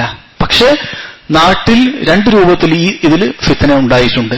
ഒന്ന്, ഇതിനെതിരെ ഇസ്ലാമിന്റെ ശത്രുക്കൾ ഇസ്ലാമിന്റെ ഏതൊരു കാര്യത്തിനെയും മോശമാക്കി ചിത്രീകരിക്കുന്നത് പോലെ അവർ ചിത്രീകരിക്കുന്നു. രണ്ട്, ചില തീവ്രവാദ ചിന്തകളുള്ള ആളുകൾ ഹിജറ എന്ന് പറഞ്ഞുകൊണ്ട് ഇസ്ലാമിന് ഒരു നിലക്കും യോജിക്കാത്ത രൂപത്തിൽ അവർ നാട് വിട്ടുപോവുകയും ആ രൂപത്തിൽ ഖവാരിജുകളുടെ ചിന്തകളുമായി ചേക്കേറിക്കൊണ്ട് അവർ വ്യത്യസ്ത നാടുകളിലേക്ക് പോവുകയും ചെയ്യുന്നു. ഇങ്ങനെ രണ്ട് കാരണത്താൽ ഹിജറ ഇന്ന് ഒരു മോശം കാര്യമായി മനസ്സിലാക്കപ്പെടുകയാണ്. യഥാർത്ഥത്തിൽ വലിയൊരു പുണ്യകർമ്മമാണ് ഹിജറ എന്ന് പറഞ്ഞാൽ. ഒരാൾ കൂലി പ്രതീക്ഷിച്ചുകൊണ്ട് കൂടുതൽ ഇസ്ലാമികമായി അവന് ജീവിക്കാൻ പറ്റുന്ന ഒരു നാട്ടിലേക്ക് മാറുക എന്നതാണ് അതിന്റെ തത്വം, അതല്ലാതെ മറ്റൊന്നുമില്ല. അത് ഒരാൾ ചെയ്യുക എന്നുള്ളത് നാം പറഞ്ഞു, അത് അസ്ല്, അത് സുന്നത്താണ്. എന്നാൽ ചില സമയത്ത് അവൻ നിർബന്ധമായി പോകേണ്ടി വരും എന്ന് മനസ്സിലാക്കുക. ഇവിടെ നിങ്ങൾ നോക്കണം, ഫമൻ കാനത് ഹിജ്റതുഹു ഇലല്ലാഹി വറസൂലിഹി എന്ന് ഹിജ്റയുടെ കാര്യം പറഞ്ഞപ്പോൾ അതിന്റെ റിസൾട്ടായി പറഞ്ഞു ഫഹിജ്റതുഹു ഇലല്ലാഹി വറസൂലിഹി. അപ്പോൾ അവന്റെ ഹിജ്റ അള്ളാഹുലേക്കും റസൂലിലേക്കുമാണ്. എന്നിട്ട് രണ്ടാമത് പറഞ്ഞു വമൻ കാനത് ഹിജ്റതുഹു, എന്നാൽ ഒരാളുടെ ഹിജ്റ ലിദുനിയ യുസീബുഹ, ദുനിയാവിൽ നിന്ന് എന്തെങ്കിലും നേട്ടം, ഒരു കച്ചവടം അല്ലെങ്കിൽ അതുപോലെ നേട്ടങ്ങൾ അത് നേടുന്നതിന് വേണ്ടിയിട്ട്, ഔ ലിംറഅത്തിൻ യതസവ്വജുഹ, അല്ലെങ്കിൽ ഒരു പെണ്ണിനെ കല്യാണം കഴിക്കാൻ ഒരു നാട്ടിലേക്ക് പുറപ്പെട്ടതാണ് എങ്കിൽ ഫഹിജ്റതുഹു ഇല മഹാജറ ഇലൈഹി എന്ന് മാത്രം പറഞ്ഞ് ചുരുക്കിയിരിക്കുകയാണ്. ഫഹിജ്റതുഹു ഇല ദുനിയ വ യുസീബുഹ ഔ ഇംറഅത്തിൻ യതസവ്വജുഹ എന്ന് എടുത്തു പറഞ്ഞിട്ടില്ല. നേരത്തെ പറഞ്ഞതുപോലെ പണ്ഡിതന്മാർ പറയുന്നു, ഈ ദുനിയാവും അതിൽ ഉൾക്കൊള്ളുന്ന ഇത്തരം നീയത്തുകൾ അതിന്റെ ഹഖാറത്താണ്, അതിന് യാതൊരു വിലയുമില്ല എന്ന് അറിയിക്കുന്നതിന് വേണ്ടിയിട്ടാണ് അപ്രകാരം പ്രയോഗിച്ചത് എന്നാണ്. ശരി, നാം പറഞ്ഞു ദുനിയാവ് ചിന്തിച്ചുകൊണ്ട് പോകുന്ന ആളുകൾ. ഇപ്പോൾ ഉദാഹരണത്തിന് നാം പലപ്പോഴും പറഞ്ഞിട്ടുള്ള ഒരു ഉദാഹരണമാണ്, ഒരാൾ മക്കയിലേക്ക് ഹിജ്റ പോകുന്നു എന്ന് പറയുകയാണ്. യഥാർത്ഥത്തിൽ അവന്റെ മനസ്സിലുള്ളത് മക്ക എന്ന് പറയുന്നത് ഒരുപാട് ആളുകൾ വരുന്ന വലിയൊരു ബിസിനസ് കേന്ദ്രമാണ്. അവിടെ ചെറിയൊരു കട തുടങ്ങിയാൽ തന്നെ ലക്ഷക്കണക്കിന് രൂപ അവന് ആഴ്ച കൊണ്ട് തന്നെ ഉണ്ടാക്കാൻ പറ്റും. ഇവിടെ ചിലപ്പോൾ ഒരു വർഷം കൊണ്ടുണ്ടാക്കുന്ന, ചിലപ്പോൾ അവിടെ ഒരാഴ്ച കൊണ്ട് ഒരു മാസം കൊണ്ടോ ഒക്കെ ഉണ്ടാക്കാൻ പറ്റുന്ന വലിയൊരു ബിസിനസ് സാമ്രാജ്യം അവിടെ കെട്ടിപ്പടുക്കാം. ഇതാണ് അവന്റെ ചിന്ത. പക്ഷെ അവൻ പറയുന്നത് ഞാൻ ഹിജ്റ നല്ല ഇസ്ലാമിക രാജ്യത്തിലേക്ക് പോവുകയാണ്. പക്ഷെ അവന്റെ ചിന്ത മുഴുവനും ഭൗതികപരമായി ഇത്തരം സമ്പാദ്യം ഉണ്ടാക്കാനാണെങ്കിൽ ഫഹിജ്റതുഹു ഇലാ മഹാജറ ഇലൈഹി, അവൻ എന്താണ് ഹിജ്റാക്കിയത് അതേ അവന് ലഭിക്കുകയുള്ളൂ. അതുപോലെ വേറൊരാൾ, അവൻ ഇന്ന നാട്ടിൽ പോയാൽ ഒരു പെണ്ണിനെ കല്യാണം കഴിക്കാൻ പറ്റുകയുള്ളൂ. ഒരു അറബി അയാൾ ഒരു ഷർത്ത് വെക്കുകയാണ്, എന്റെ മകളെ കല്യാണം കഴിക്കണമെങ്കിൽ ഈ നാട്ടിലേക്ക് നീ വരണം. അപ്പൊ ആ ഉദ്ദേശത്തിലാണ് അവൻ പോകുന്നത്. പക്ഷെ അവൻ പറയുന്നത് ഞാൻ ഇസ്ലാമിക രാജ്യത്തിലേക്ക് പോകുന്നവരാണ്. അവന് ആ ഒരു നീയത്ത് മാത്രമേ ലഭിക്കുകയുള്ളൂ. അതുകൊണ്ട് ഓരോ വ്യക്തിയും എന്താണോ നീയത്താക്കിയത് അത് മാത്രമേ അവൻ ലഭിക്കുകയുള്ളൂ എന്നതാണ് ഇതിൽ നിന്നും മനസ്സിലാക്കേണ്ടത്. ശരി, പണ്ഡിതന്മാർ നീയത്ത് എന്ന് പറഞ്ഞാൽ അതിന് പ്രധാനമായും രണ്ട് ഉദ്ദേശങ്ങളുണ്ട്. ഒന്ന്, നാം ഈ പറയുന്ന നേരത്തെ പറഞ്ഞിട്ടുള്ള ഇബാദത്തുകളെ പരസ്പരം വേർതിരിക്കുന്നതും അതുപോലെ ആദത്തുകളെ ഇബാദത്താക്കി മാറ്റാൻ സാധിക്കുന്നതുമായ ഒരു നീയത്ത്. രണ്ടാമതായി നീയത്ത് നന്നാക്കുക എന്ന് ഉദ്ദേശിച്ചാൽ രണ്ടാമതായിട്ടുള്ളത് ഇഖ്ലാസ് എന്നുള്ള അർത്ഥത്തിലാണ്. നല്ല നീയത്തുണ്ടാകണം, നല്ല ഇഖ്ലാസോടുകൂടി ആയിരിക്കണം എന്നതാണ് അതുകൊണ്ട് ഉദ്ദേശിക്കുന്നത്. ഇഖ്ലാസോടുകൂടി ഒരു കാര്യം ചെയ്യുക എന്ന് പറഞ്ഞാൽ രണ്ട് കാര്യത്തിൽ നിന്നും മുക്തമാകുക എന്നതാണ് അതുകൊണ്ട് ഉദ്ദേശിക്കുന്നത്. ഒന്ന്, റിയായിൽ നിന്ന് മുക്തമായിരിക്കണം, നീയത്ത് നന്നാകണമോ റിയായിൽ നിന്ന് മുക്തമായിരിക്കണം. രണ്ട്, ഉജ്ബിൽ നിന്നും അവൻ മുക്തമായിരിക്കണം. എന്താണ് റിയ? ആളുകളെ കാണിക്കാൻ വേണ്ടി ചെയ്യുക, ആളുകളുടെ കാണിക്കാൻ വേണ്ടി ചെയ്യുക. നീയത്ത് ശരിയല്ല എന്നാണ് അത്തരക്കാരുടെ പ്രവർത്തനത്തെ കുറിച്ച് പറയുക. കാരണം അവൻ ആളുകളെ കാണിക്കാനാണ് ചെയ്യുന്നത്. അവൻ എന്തെങ്കിലും ഒരു പ്രവൃത്തി ചെയ്താൽ, നിസ്കരിച്ചാൽ, സദഖ കൊടുത്താൽ, അല്ലെങ്കിൽ ഏതെങ്കിലും അമലുകൾ നന്നാക്കി ചെയ്യുന്നത് ആളുകൾ തന്നെ പ്രശംസിക്കണം, ആളുകൾ തന്നെ പുകഴ്ത്തണം എന്നാണ് അവൻ ഉദ്ദേശിക്കുന്നത് എങ്കിൽ അതുകൊണ്ട് അവന് യാതൊരു ഉപകാരവും കിട്ടുകയില്ല. നബി സല്ലല്ലാഹു അലൈഹി വസല്ലം നമ്മോട് അതിനെക്കുറിച്ച് ഞാൻ പേടിക്കുന്നു എന്നാണ് പറഞ്ഞത്. അവിടുന്ന് പറഞ്ഞിട്ടുള്ളത് ഞാൻ നിങ്ങളെ മേൽ പേടിക്കുന്നു എന്നാണ്. അവിടുന്ന് പറഞ്ഞു അഖ്വഫു മാ അഖാഫു അലൈക്കും അശ്ശിർക്കുൽ അസ്ഗർ, നിങ്ങളെ മേൽ ഞാൻ ഏറ്റവും പേടിക്കുന്നത് ശിർക്കുൽ അസ്ഗറാണ്. കാരണം നിങ്ങളൊക്കെ തൗഹീദുള്ളവരാണ്, തൗഹീദുള്ള ആളുകളാണ്. ഇനി നിങ്ങളൊരു ബിംബത്തിനെ ആരാധിക്കാനുള്ള സാധ്യത വളരെ കുറവാണ്. നിങ്ങളുടെ ബുദ്ധിയോ മറ്റോ ഇല്ലാതായി പോകണം, മന്ദബുദ്ധിയായി പോകണം, എന്നാൽ മാത്രമേ അതിനുള്ള സാധ്യതയുള്ളൂ. ബുദ്ധിയുള്ള ഒരു വ്യക്തി അവൻ ഇനി ഇത്തരത്തിലുള്ള ചെറിയ ശിർക്കിൽ വീഴാനുള്ള സാധ്യത അത് നിലനിൽക്കുന്നുണ്ട്. ചെറിയ ശിർക്ക് എപ്പോൾ വേണമെങ്കിലും ഏതൊരു മുവഹിദിനും സംഭവിക്കാം. അത് സംഭവിച്ചു കഴിഞ്ഞാൽ അവന്റെ ഇബാദത്തുകൾ, ആ ചെയ്യുന്ന പ്രവൃത്തി, അതിന് യാതൊരു പ്രതിഫലവും ലഭിക്കുകയില്ല എന്ന് മാത്രമല്ല അവന് അതുകൊണ്ട് കുറ്റമായിരിക്കും ലഭിക്കുക. അതുകൊണ്ട് ഇഖ്ലാസ് നാം പറഞ്ഞു, നിയ്യത്ത് എന്ന് പറഞ്ഞ ഇഖ്ലാസിന്റെ അർത്ഥത്തിൽ ഉപയോഗിക്കപ്പെടും. അഥവാ അവരിൽ നിന്ന് ഒന്ന് റിയ ആണ്. രണ്ട് ഉജ്ബ് എന്ന് പറഞ്ഞാൽ നമ്മൾ ഏതൊരു അമൽ ചെയ്താലും അത് എനിക്ക് ചെയ്യാൻ സാധിച്ചു, അള്ളാഹുവിൽ തവക്കുലാക്കാതെ അള്ളാഹുവാണ് എനിക്കിതിന് തൗഫീഖ് തന്നത് എന്ന ചിന്തയില്ലാതെ സ്വന്തത്തിന് അത്ഭുതം കൂറൽ അല്ല. അതാണ് ചില പണ്ഡിതന്മാർ പറഞ്ഞത്, രാത്രി മുഴുവൻ നിസ്കരിച്ചിട്ട് രാവിലെ എഴുന്നേറ്റിട്ട് സ്വന്തത്തിനോട് ഉജ്ബ് തോന്നുക എന്നതിനേക്കാളും എനിക്കിഷ്ടം രാത്രി മുഴുവൻ ഞാൻ ഉറങ്ങിയിട്ട് രാവിലെ എഴുന്നേറ്റ് ഖേദിക്കുക എന്നുള്ളതാണ്. ആ വിഷയത്തിൽ ഖേദിക്കുക.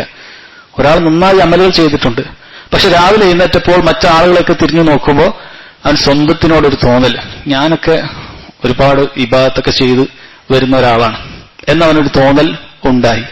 അതല്ലാതെ അള്ളാഹുവിന്റെ തൗഫീഖ് കൊണ്ട് എനിക്ക് ചെയ്യാൻ പറ്റി, എനിക്ക് ഒരുപാട് പാപങ്ങളുണ്ട്, എനിക്ക് ഇത്രയെങ്കിലും ചെയ്യാൻ പറ്റി, ഇത് തന്നെ അള്ളാഹു സ്വീകരിക്കുമോ എന്നറിയില്ല എന്ന ചിന്തയല്ല അവനുണ്ടാകുന്നത്. മറിച്ച് ആ ജനങ്ങളോടൊക്കെ ഒരു പുച്ഛം, ഞാൻ ഒരു വലിയൊരാളാണ്, എനിക്കിത് ചെയ്യാൻ സാധിച്ചു. അങ്ങനെ ഏതെങ്കിലും ഒരു അമല് ചെയ്യുമ്പോൾ സ്വന്തത്തിന് എനിക്ക് ചെയ്യാൻ സാധിച്ചു എന്നാണ് ഒരാളുടെ ചിന്തയാണെങ്കിൽ അതിനാണ് ഉജ്ബ് എന്ന് പറയുന്നത്.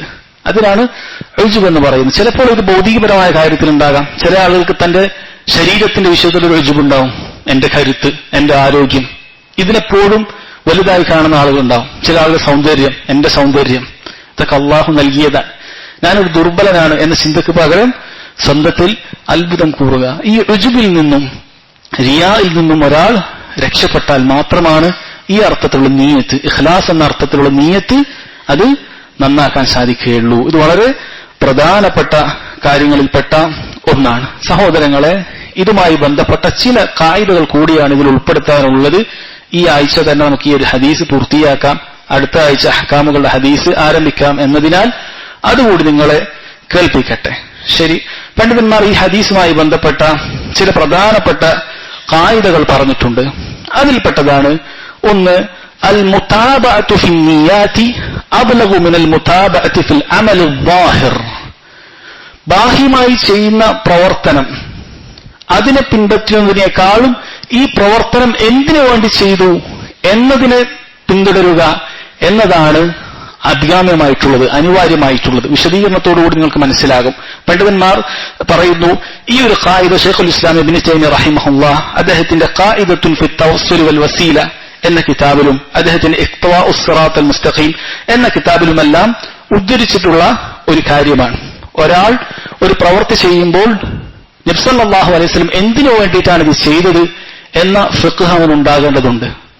ഇത് ചെയ്തത് അത് തന്നെ ഉദ്ദേശിച്ചിട്ടാണോ, അതല്ല മറ്റെന്തെങ്കിലും ചെയ്തപ്പോൾ അത് ചെയ്തതാണോ, അതല്ലെങ്കിൽ വേറെന്തെങ്കിലും ഒരു കാര്യത്തിന് വേണ്ടി അത് ചെയ്തതാണോ എന്നെല്ലാം അവൻ വേർതിരിച്ച് മനസ്സിലാക്കേണ്ടതുണ്ട്. പണ്ഡിതന്മാർ രണ്ട് ഉദാഹരണങ്ങളാണ് ഇതിന് കൊടുത്തിട്ടുള്ളത്. ഒന്ന്, നബി സല്ലല്ലാഹു അലൈഹി വസല്ലമയുടെ വസ്ത്രധാരണം. പണ്ഡിതന്മാർ പറയുന്നു, നബി സല്ലല്ലാഹു അലൈഹി വസല്ലം വസ്ത്രം ധരിച്ചിട്ടുള്ളത് അതാത് നാട്ടിലെ ആളുകളോട് യോജിക്കുന്ന രൂപത്തിലാണ്. അഥവാ ഇസ്ലാമികമായിട്ട് നന്നാണെങ്കിൽ, ഒരു നാട്ടിലെ ആളുകൾ മോശമായ ഹറാമായ രൂപത്തിൽ വസ്ത്രം ധരിക്കുന്നു എങ്കിൽ അത് നമുക്ക് പാടില്ല. അല്ലാതെ ഒരു വ്യക്തി ഒരു നാട്ടിൽ, ആ നബി സല്ലല്ലാഹു അലൈഹി വസല്ലം ഇമാമയുമായി ബന്ധപ്പെട്ട കാര്യമാണ് ചില പണ്ഡിതന്മാർ എടുത്തു കൊടുത്തിട്ടുള്ളത്. ഒരു നാട്ടിൽ തലമറക്കാൻ ഇമാമ ഉപയോഗിക്കുന്നില്ല, ഒരു നാട്ടിൽ തലമറക്കാൻ ഇമാമ ഉപയോഗിക്കുന്നില്ല എങ്കിൽ ആ നാട്ടിൽ തലമറക്കാൻ മുസ്ലിമീങ്ങൾ ഇമാമ ഉപയോഗിക്കുക എന്നുള്ളത് പാടില്ല എന്നുള്ളതാണ്. ചില പണ്ഡിതന്മാർ അത് ബിദ്അത്താണെന്ന് വരെ പറഞ്ഞ പണ്ഡിതന്മാരുണ്ട്. അല്ലാഹു അലം അതിന്റെ ഹുക്മ് എന്തു തന്നെയായാലും അവിടെ അവൻ ആ നാട്ടിലെ ആളുകൾ എന്തുകൊണ്ടാണോ തലമറക്കുന്നത് അതുപോലെ തലമറക്കുക എന്നുള്ളതാണ്. ഇനി സാധാരണക്കാരായ ആളുകളെ സംബന്ധിച്ചിടത്തോളം അവരെല്ലാവരും ആ നാട്ടിൽ തലമറക്കേണ്ടതുണ്ടോ? അതിന് പണ്ഡിതന്മാർ പറയുന്നു, ആ നാട്ടിൽ പൊതുവെ മുസ്ലിമീങ്ങളുടെ രീതി അതാണ് എങ്കിൽ അവൻ തലമറക്കേണ്ടതുണ്ട്. അത് അങ്ങനെയാണ് അവൻ ചെയ്യേണ്ടത്, അവർക്കെതിരാകാൻ പാടില്ല. എന്നാൽ ആ നാട്ടിൽ മുസ്ലിമീങ്ങൾ അങ്ങനെ തലമറക്കാറേയില്ല എങ്കിൽ തലമറക്കുന്നില്ല എന്ന കാരണത്താൽ ഒരു സുന്നത്ത് ഒഴിവാക്കി എന്ന് അവനെ കുറിച്ച് പറയപ്പെടുകയില്ല. എന്നാൽ ഒരാൾ തലമറച്ചു എന്നുള്ളത് കൊണ്ട് അവർ വലിയ തെറ്റായിട്ട് പണ്ഡിതന്മാർ പറഞ്ഞിട്ടില്ല. പ്രത്യേകിച്ചും പണ്ഡിതന്മാർ പറയുന്നു, തുല്ലാബുൽ ഇൽമായ ആളുകൾ, ദീന് പഠിക്കുന്ന ആളുകൾ ഏത് നാട്ടിലായാലും അവർ തലമറച്ച് നടക്കുക എന്നുള്ളത് അത് ഇസ്ലാമിന്റെ ഒരു ഷിആർ ഉയർത്തിപ്പിടിക്കലാണ്. നാം പറഞ്ഞത് നബി സല്ലല്ലാഹു അലൈഹി വസല്ലം ആ നാട്ടിലെ ആളുകളോട് യോജിക്കുന്ന വസ്ത്രം അത് ധരിച്ചു എന്ന് മാത്രം. അവിടുന്ന് ഖമീസ് ധരിച്ചതും അവിടുന്ന് ഇസാറും അതുപോലെ റിദാവും ധരിച്ചതും തട്ടമിട്ടതും ആ നാട്ടിൽ അങ്ങനെ ചെയ്യുന്നതുകൊണ്ടാണ്. ഇന്ന് നിങ്ങൾക്ക് നോക്കിയാൽ മനസ്സിലാക്കാൻ സാധിക്കും. ഇന്ന് സൗദി അറേബ്യയിലുള്ള പണ്ഡിതന്മാർ നബി സല്ലല്ലാഹു അലൈഹി വസല്ലമയുടെ ഇമാമ കിട്ടിയെന്ന് പറയുന്ന ഹദീസ് അവർക്കറിയാം, പക്ഷെ അവർ കിട്ടുന്നില്ല. എന്തുകൊണ്ടാണ്? കാരണം ഇന്നത്തെ ആളുകൾ അവിടെ തല മറക്കുന്നത് അങ്ങനെ തട്ടമിട്ടുകൊണ്ടാണ്. എന്നാൽ മറ്റു പല രാജ്യങ്ങളിൽ, യമൻ പോലെയുള്ള മറ്റു രാജ്യങ്ങളിൽ അവിടെയുള്ള പണ്ഡിതന്മാർ തലയിൽ കെട്ടുന്നുണ്ട്. കാരണം ആ നാട്ടിലുള്ള ശരിയ അതാണ്. ഓരോ നാട്ടിലും എന്താണോ ആ നാട്ടിലെ ആളുകളോട് യോജിക്കുക എന്നത് വളരെ അനിവാര്യമാണ്. ഇത് വളരെ പ്രധാനപ്പെട്ട മനസ്സിലാക്കേണ്ടത്, ഒരു നാട്ടിലെ ആളുകൾ ഔറത്ത് വ്യക്തമാകുന്ന, ഔറത്ത് പ്രകടമാകുന്ന രൂപത്തിൽ വസ്ത്രം ധരിച്ചാൽ നമ്മളും അതുപോലെ ധരിക്കണം എന്നല്ല. അതൊരു മുസ്ലിമെ സംബന്ധിച്ചിടത്തോളം പാടില്ലാത്ത കാര്യമാണ്. അതല്ലാത്തതാണെങ്കിൽ അതവൻ ശ്രദ്ധിക്കേണ്ടതുണ്ട്. രണ്ടാമതായി പണ്ഡിതന്മാർ കൊടുത്ത മറ്റൊരു ഉദാഹരണം ശൈഖുൽ ഇസ്ലാം ഇബ്നു തൈമിയ റഹിമഹുല്ലാ ഒക്കെ കൊടുത്ത ഒരു ഉദാഹരണമാണ് ഇത്. നമുക്കറിയാം, നമ്മൾ മക്ബറകളിൽ അഥവാ മുസ്ലിമീങ്ങളുടെ ഖബർസ്ഥാനിൽ നമ്മൾ പോകാറുണ്ട്. എന്തിനു വേണ്ടിയിട്ടാണ്? മരണത്തെക്കുറിച്ച് ഓർക്കാൻ, അവർക്ക് വേണ്ടി ദുആ ചെയ്യാൻ. അവിടെ നമുക്ക് പ്രാർത്ഥന പഠിപ്പിച്ചു തന്നിട്ടുണ്ട്. അസ്സലാമു അലൈക്കും അഹ്ല ദിയാരി മിനൽ മുഅ്മിനീന വൽ മുസ്ലിമീൻ വഇൻ ഇൻഷാ അല്ലാഹു ബിക്കും ലാഹിഖൂൻ നസ്അലുല്ലാഹ ലനാ വലക്കുമുൽ ആഫിയ എന്ന ദുആ നിങ്ങൾ പഠിച്ചിട്ടുണ്ടാകും. ഈ ദുആ നമ്മൾ ചൊല്ലാറുണ്ട്. ഈ ദുആയിൽ നസ്അലുല്ലാഹ ലനാ, ഞങ്ങൾക്ക് വേണ്ടി നമ്മൾ അല്ലാഹുവിനോട് ചോദിക്കുന്നു. എന്താണ് ചോദിക്കുന്നത്? അൽ ആഫിയ, ആഫിയത്ത് ചോദിക്കുന്നുണ്ട്. ഇതിന്റെ അടിസ്ഥാനത്തിൽ ഒരു വ്യക്തി തീരുമാനിക്കുകയാണ്, നബി സല്ലല്ലാഹു അലൈഹി വസല്ലമയുടെ ഹദീസിൽ മക്ബറയിൽ പോയി നമുക്ക് വേണ്ടി ദുആ ചെയ്യാനുള്ള ഒരു തെളിവുണ്ട്. അതുകൊണ്ട് മക്ബറയുടെ അടുക്കൽ പോയി, അതാണ് നാം ഉദ്ദേശിക്കുന്നത് കെട്ടിപ്പൊക്കിയ ഹറാമായ മക്ബറയല്ല, ശിർക്ക് നടക്കുന്ന മക്ബറയല്ല, മുസ്ലിമീങ്ങളുടെ മക്ബറ. അവിടെ നമ്മൾ പോയി നമുക്ക് വേണ്ടി അല്ലാഹുമ്മ ഇഗ്ഫിർ ലനാ ദുനൂബനാ അല്ലാഹുമ്മ അജിർനാ മിനന്നാർ എന്നൊരാൾ ദുആ ചെയ്യാൻ ഉദ്ദേശിച്ചാലോ പണ്ഡിതന്മാർ പറയുന്നത് ബിദ്അത്താണ്. എന്തുകൊണ്ടാണ്? അയാൾ പറയുന്നു, ഇവിടെ നബി സല്ലല്ലാഹു അലൈഹി വസല്ലമയുടെ പ്രാർത്ഥനയിൽ നസ്അലുല്ലാഹ ലനാ, നമുക്ക് വേണ്ടിയിട്ടുള്ള ദുആ ഇല്ലേ, അപ്പോൾ നമുക്ക് ദുആ ചെയ്തുകൂടെ? അവിടെ പണ്ഡിതന്മാർ പറയുന്നു, ഇത് തബഅനായിട്ട് വന്നതാണ്, ഖസ്ദനായിട്ട് വന്നതല്ല. അഥവാ നമുക്ക് വേണ്ടി ദുആ ചെയ്യാൻ വേണ്ടി പഠിപ്പിച്ചതല്ല, മറിച്ച് അവിടെയുള്ള മക്ബറയിലുള്ള മുസ്ലിമീങ്ങൾക്ക് വേണ്ടി ദുആ ചെയ്യുന്നതിന്റെ കൂടെ ദുആയുടെ ഒരു അദബിൽപ്പെട്ടതാണ് ആദ്യം നമുക്ക് വേണ്ടി ദുആ ചെയ്യുക എന്നുള്ളത്. അങ്ങനെ അതിന്റെ കൂടെ വന്നതാണ്. അതുകൊണ്ട് ആ തെളിവ് പിടിച്ചുകൊണ്ട് എന്ത് ചെയ്യാൻ പാടില്ല? അത് പ്രധാനപ്പെട്ട ഉദ്ദേശമാക്കി ചെയ്യാൻ പാടില്ല. മറിച്ച് മക്ബറയിൽ മുസ്ലിമീങ്ങൾക്ക് വേണ്ടി ദുആ ചെയ്യാൻ അവിടെ സന്ദർശിക്കുന്ന സമയത്ത് ഒരാൾ പോയാൽ അവരപ്പോൾ അത് ദുആ ചെയ്യാം എന്നതേ അതുകൊണ്ട് ഉദ്ദേശിക്കുന്നുള്ളൂ. ഇതുപോലെ ധാരാളം ഉദാഹരണങ്ങൾ പണ്ഡിതന്മാർ പറഞ്ഞിട്ടുണ്ട്.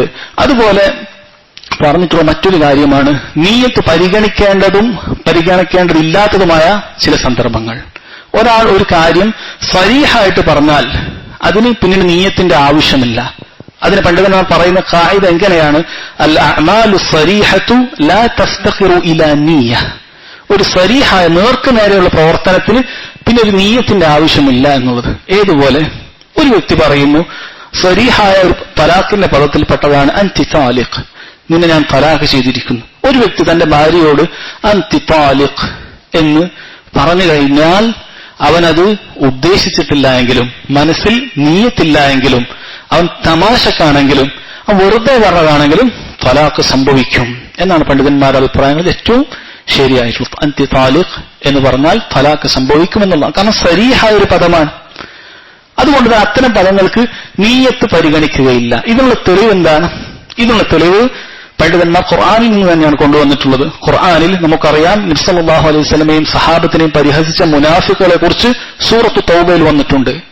അങ്ങനെ അവർ നബി സല്ലല്ലാഹു അലൈഹി വസല്ലമയുടെ സഹാബത്തിനെ കളിയാക്കിയപ്പോൾ അല്ലാഹു ആയത്ത് ഇറക്കി, ഖുൽ അബില്ലാഹി വആയാതിഹി വറസൂലിഹി കുൻതും തസ്തഹ്സിഊൻ.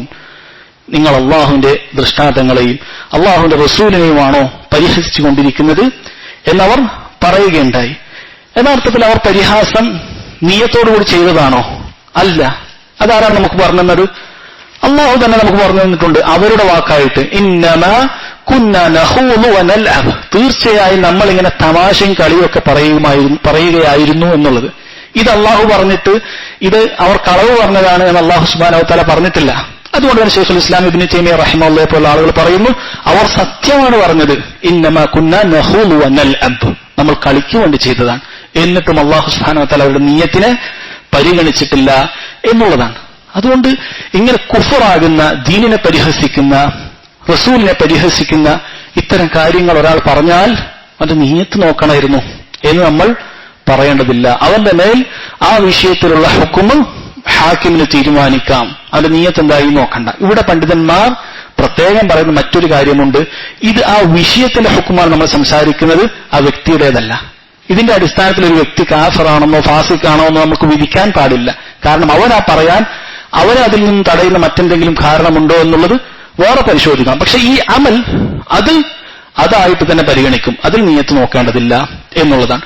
അതുപോലെ ഇതിന്റെ നേരെ വിപരീതമായിട്ടുള്ള കാര്യം, അൽ അഅമാലുൽ മുഹ്തമല യുർജഉ ഫീഹാ ഇലാ നിയ്യത്തി സാഹിബിഹാ. ഒരു പ്രവൃത്തി അത് രണ്ടിനും സാധ്യതയുള്ള ഒരു പ്രവൃത്തിയാണെങ്കിൽ നിയ്യത്തിലേക്ക് നോക്കുക തന്നെ വേണം. ഏതുപോലെ നേരത്തെ പറഞ്ഞ ഉദാഹരണത്തിലേക്ക് വരാം. ഒരാൾ തന്റെ ഭാര്യയോട് പറയാനും, നീ വീട്ടിലേക്ക് പോ, എനിക്ക് നിന്നെ ആവശ്യമില്ല, വീട്ടിലേക്ക് പോയിക്കോളി, നിന്റെ വീട്ടിലേക്ക് നീ പോയിക്കോ. ഇത് പറയുന്ന സമയത്ത് ഇവന്റെ മനസ്സിലുള്ള നിയ്യത്ത്, ഇവളെ തലാക്ക് ഞാൻ ചെയ്തിരിക്കുന്നു, ഇനി നിന്റെ വീട്ടിലാണ് നിനക്ക്, ഞാനുമായി യാതൊരു ബന്ധമില്ല. അല്ലെങ്കിൽ അവൻ പറയുന്നു, നീയുമായി യാതൊരു ബന്ധമില്ല, നിന്റെ ബന്ധം ഞാൻ അവസാനിപ്പിച്ചു.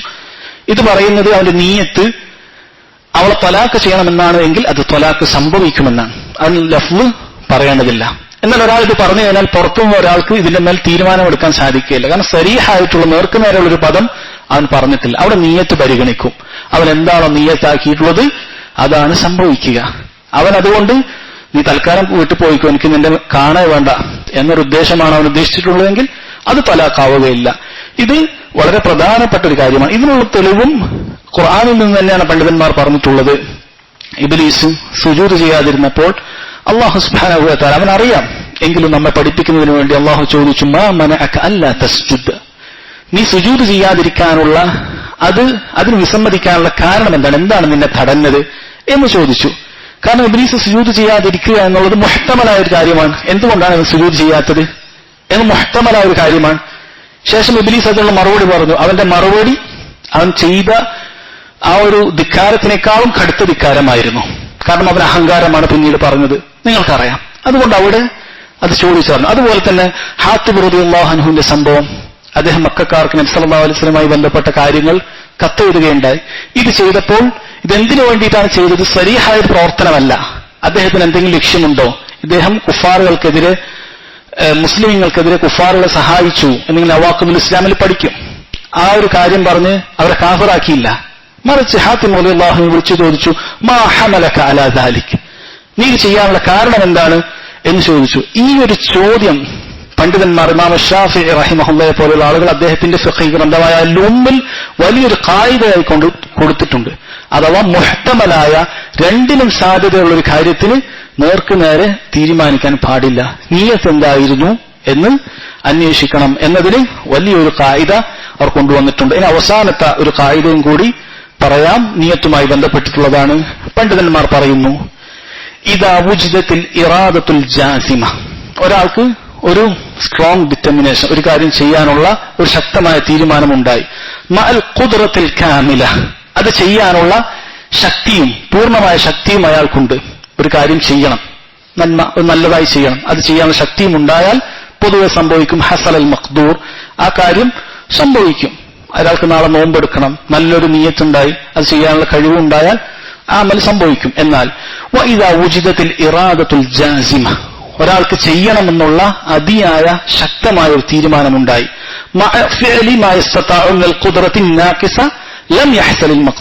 പക്ഷേ അത് ചെയ്യാനുള്ള എന്തെങ്കിലും ഒരു കഴിവുകേട് അയാൾക്കുണ്ടായാൽ അത് സംഭവിക്കുകയില്ല. എന്നാൽ ലാക്കിൻ യകൂനുൽ അജ്റു താമ്മൻ വകാമില, അവന് പ്രതിഫലം പൂർണ്ണമായി ലഭിക്കും. ഉദാഹരണം, നാളെ ഒരാൾ നോമ്പെടുക്കാൻ നന്നായി നിയ്യത്ത് വെച്ചു, അത് നല്ലൊരു നിയ്യത്ത് വെച്ചു. പക്ഷെ പെട്ടെന്ന് നാളെ രാവിലെ അവനൊരു രോഗം വന്നു, അവന് സാധിച്ചിട്ടില്ല. നല്ലൊരു നിയ്യത്തുണ്ടായിരുന്നു. ആ പ്രവൃത്തിയിൽ നിന്നും അവനെ തടഞ്ഞത് ഇവന്റെ കഴിവുകേടല്ലാതെ അവന്റെ ദുർബലത അല്ലാതെ മറ്റൊന്നുമല്ല. എങ്കിൽ ഇൻഷാ അല്ലാഹ് അവന് അതിനുള്ള പ്രതിഫലം പൂർണ്ണമായിട്ടുണ്ട് എന്നുള്ളതാണ്. ധാരാളം പണ്ഡിതന്മാർ ഇതൊരു ഖായിദയായിട്ട് പറഞ്ഞിട്ടുണ്ട്. ഇതിന് തെളിവായിട്ട് അവർ കൊണ്ടുവന്നിട്ടുള്ളത് ഖുർആനിൽ ഒരു ആയത്താണ്. ഖുർആനിൽ സൂറത്തുൻ നിസായിൽ അല്ലാഹു സുബ്ഹാനഹു വ തആല പറഞ്ഞു, ലാ യസ്തവിൽ ഖായിദൂന മിനൽ മുഅ്മിനീന ഗൈറു ഉലിൽ ദറരി വൽ മുജാഹിദൂന ഫീ സബീലില്ലാഹ് ലാ യസ്തവി, സമമാകുകയില്ല.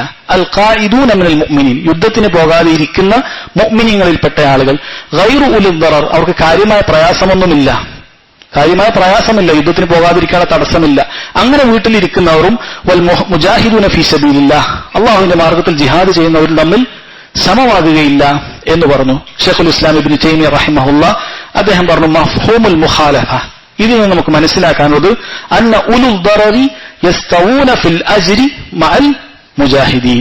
ഉലുൽ ദററാണെങ്കിൽ, കാര്യമായ പ്രയാസമുണ്ട് എങ്കിൽ അവർ മുജാഹിദീങ്ങളുടെ അതേ പ്രതിഫലം അവർക്ക് ലഭിക്കും. കാര്യമായ പ്രയാസമില്ലാത്തവരാണ് ലാ യസ്തവൂൻ എന്ന് ലാ യസ്തവി എന്ന് പറഞ്ഞിട്ടുള്ളത്. എന്നാൽ കാര്യമായ പ്രയാസമുള്ള ആളുകൾക്ക് അതിനുള്ള കൂലി ലഭിക്കുമെന്നുള്ളതാണ്. നബി സല്ലല്ലാഹു അലൈഹി വസല്ലമയുടെ ഹദീസിൽ നമുക്ക് കാണാം. ആ ഹദീസ് കൂടി വായിച്ച് നമുക്ക് അവസാനിപ്പിക്കാം. ഇമാം ബുഖാരി ഉദ്ധരിക്കുന്ന ഒരു ഹദീസാണ്. അനസ് ബിൻ മാലിക് റളിയല്ലാഹു അൻഹു പറയുന്നു, ഖാല റസൂലുള്ളാഹി സ്വല്ലല്ലാഹു അലൈഹി വസല്ലം, ഇന്ന ബിൽ മദീനതി ലരിജാല, മദീനയിൽ ചില ആളുകളുണ്ട്. ഇവർ യുദ്ധത്തിന് പോയിക്കൊണ്ടിരിക്കുമ്പോൾ നബി സല്ലല്ലാഹു അലൈഹി വസല്ലം പറയുകയാണ്, മദീനയിൽ ചില ആളുകളുണ്ട്. മാ സിർതും മസീറൻ, നിങ്ങളൊരു ദൂരവും താണ്ടുന്നില്ല. വലാ ഖതഅതും വാദിയൻ, നിങ്ങളൊരു താഴ്വരയും മുറിച്ചു കിടക്കുന്നില്ല. ഇല്ല കാനൂ മഅക്കും, അവർ നിങ്ങളോടൊപ്പം ഇല്ലാതെയായിട്ട്. ഹബസഹുമുൽ ഉസ്റു, അവരെ തടഞ്ഞിട്ടുള്ളത്, അവർക്കൊരു ഉസ്റുണ്ട്, അതാണ് അവരെ തടഞ്ഞത്. അഥവാ നബി സല്ലല്ലാഹു അലൈഹി വസല്ലമയോടൊപ്പം യുദ്ധത്തിന് പോകാതിരിക്കാൻ അവർക്ക് തടസ്സമായിട്ടുള്ളത്, അവർക്ക് പല ഉസ്റുകൾ, കാര്യമായ ഉസ്റുകൾ ഉള്ള ആളുകളാണ്. രോഗമുള്ളവർ, അവിടെ ഉള്ള ആളുകൾക്ക് ആശ്രിതരായി കഴിയേണ്ടവർ. അതുകൊണ്ട് തന്നെ അവർക്ക് നിങ്ങളെപ്പോലെ തന്നെ പ്രതിഫലം അവർക്കുണ്ട് എന്നൊരു ഖായിദ. ഇത് വളരെ പ്രധാനപ്പെട്ട ഒരു ഖായിദയാണ്.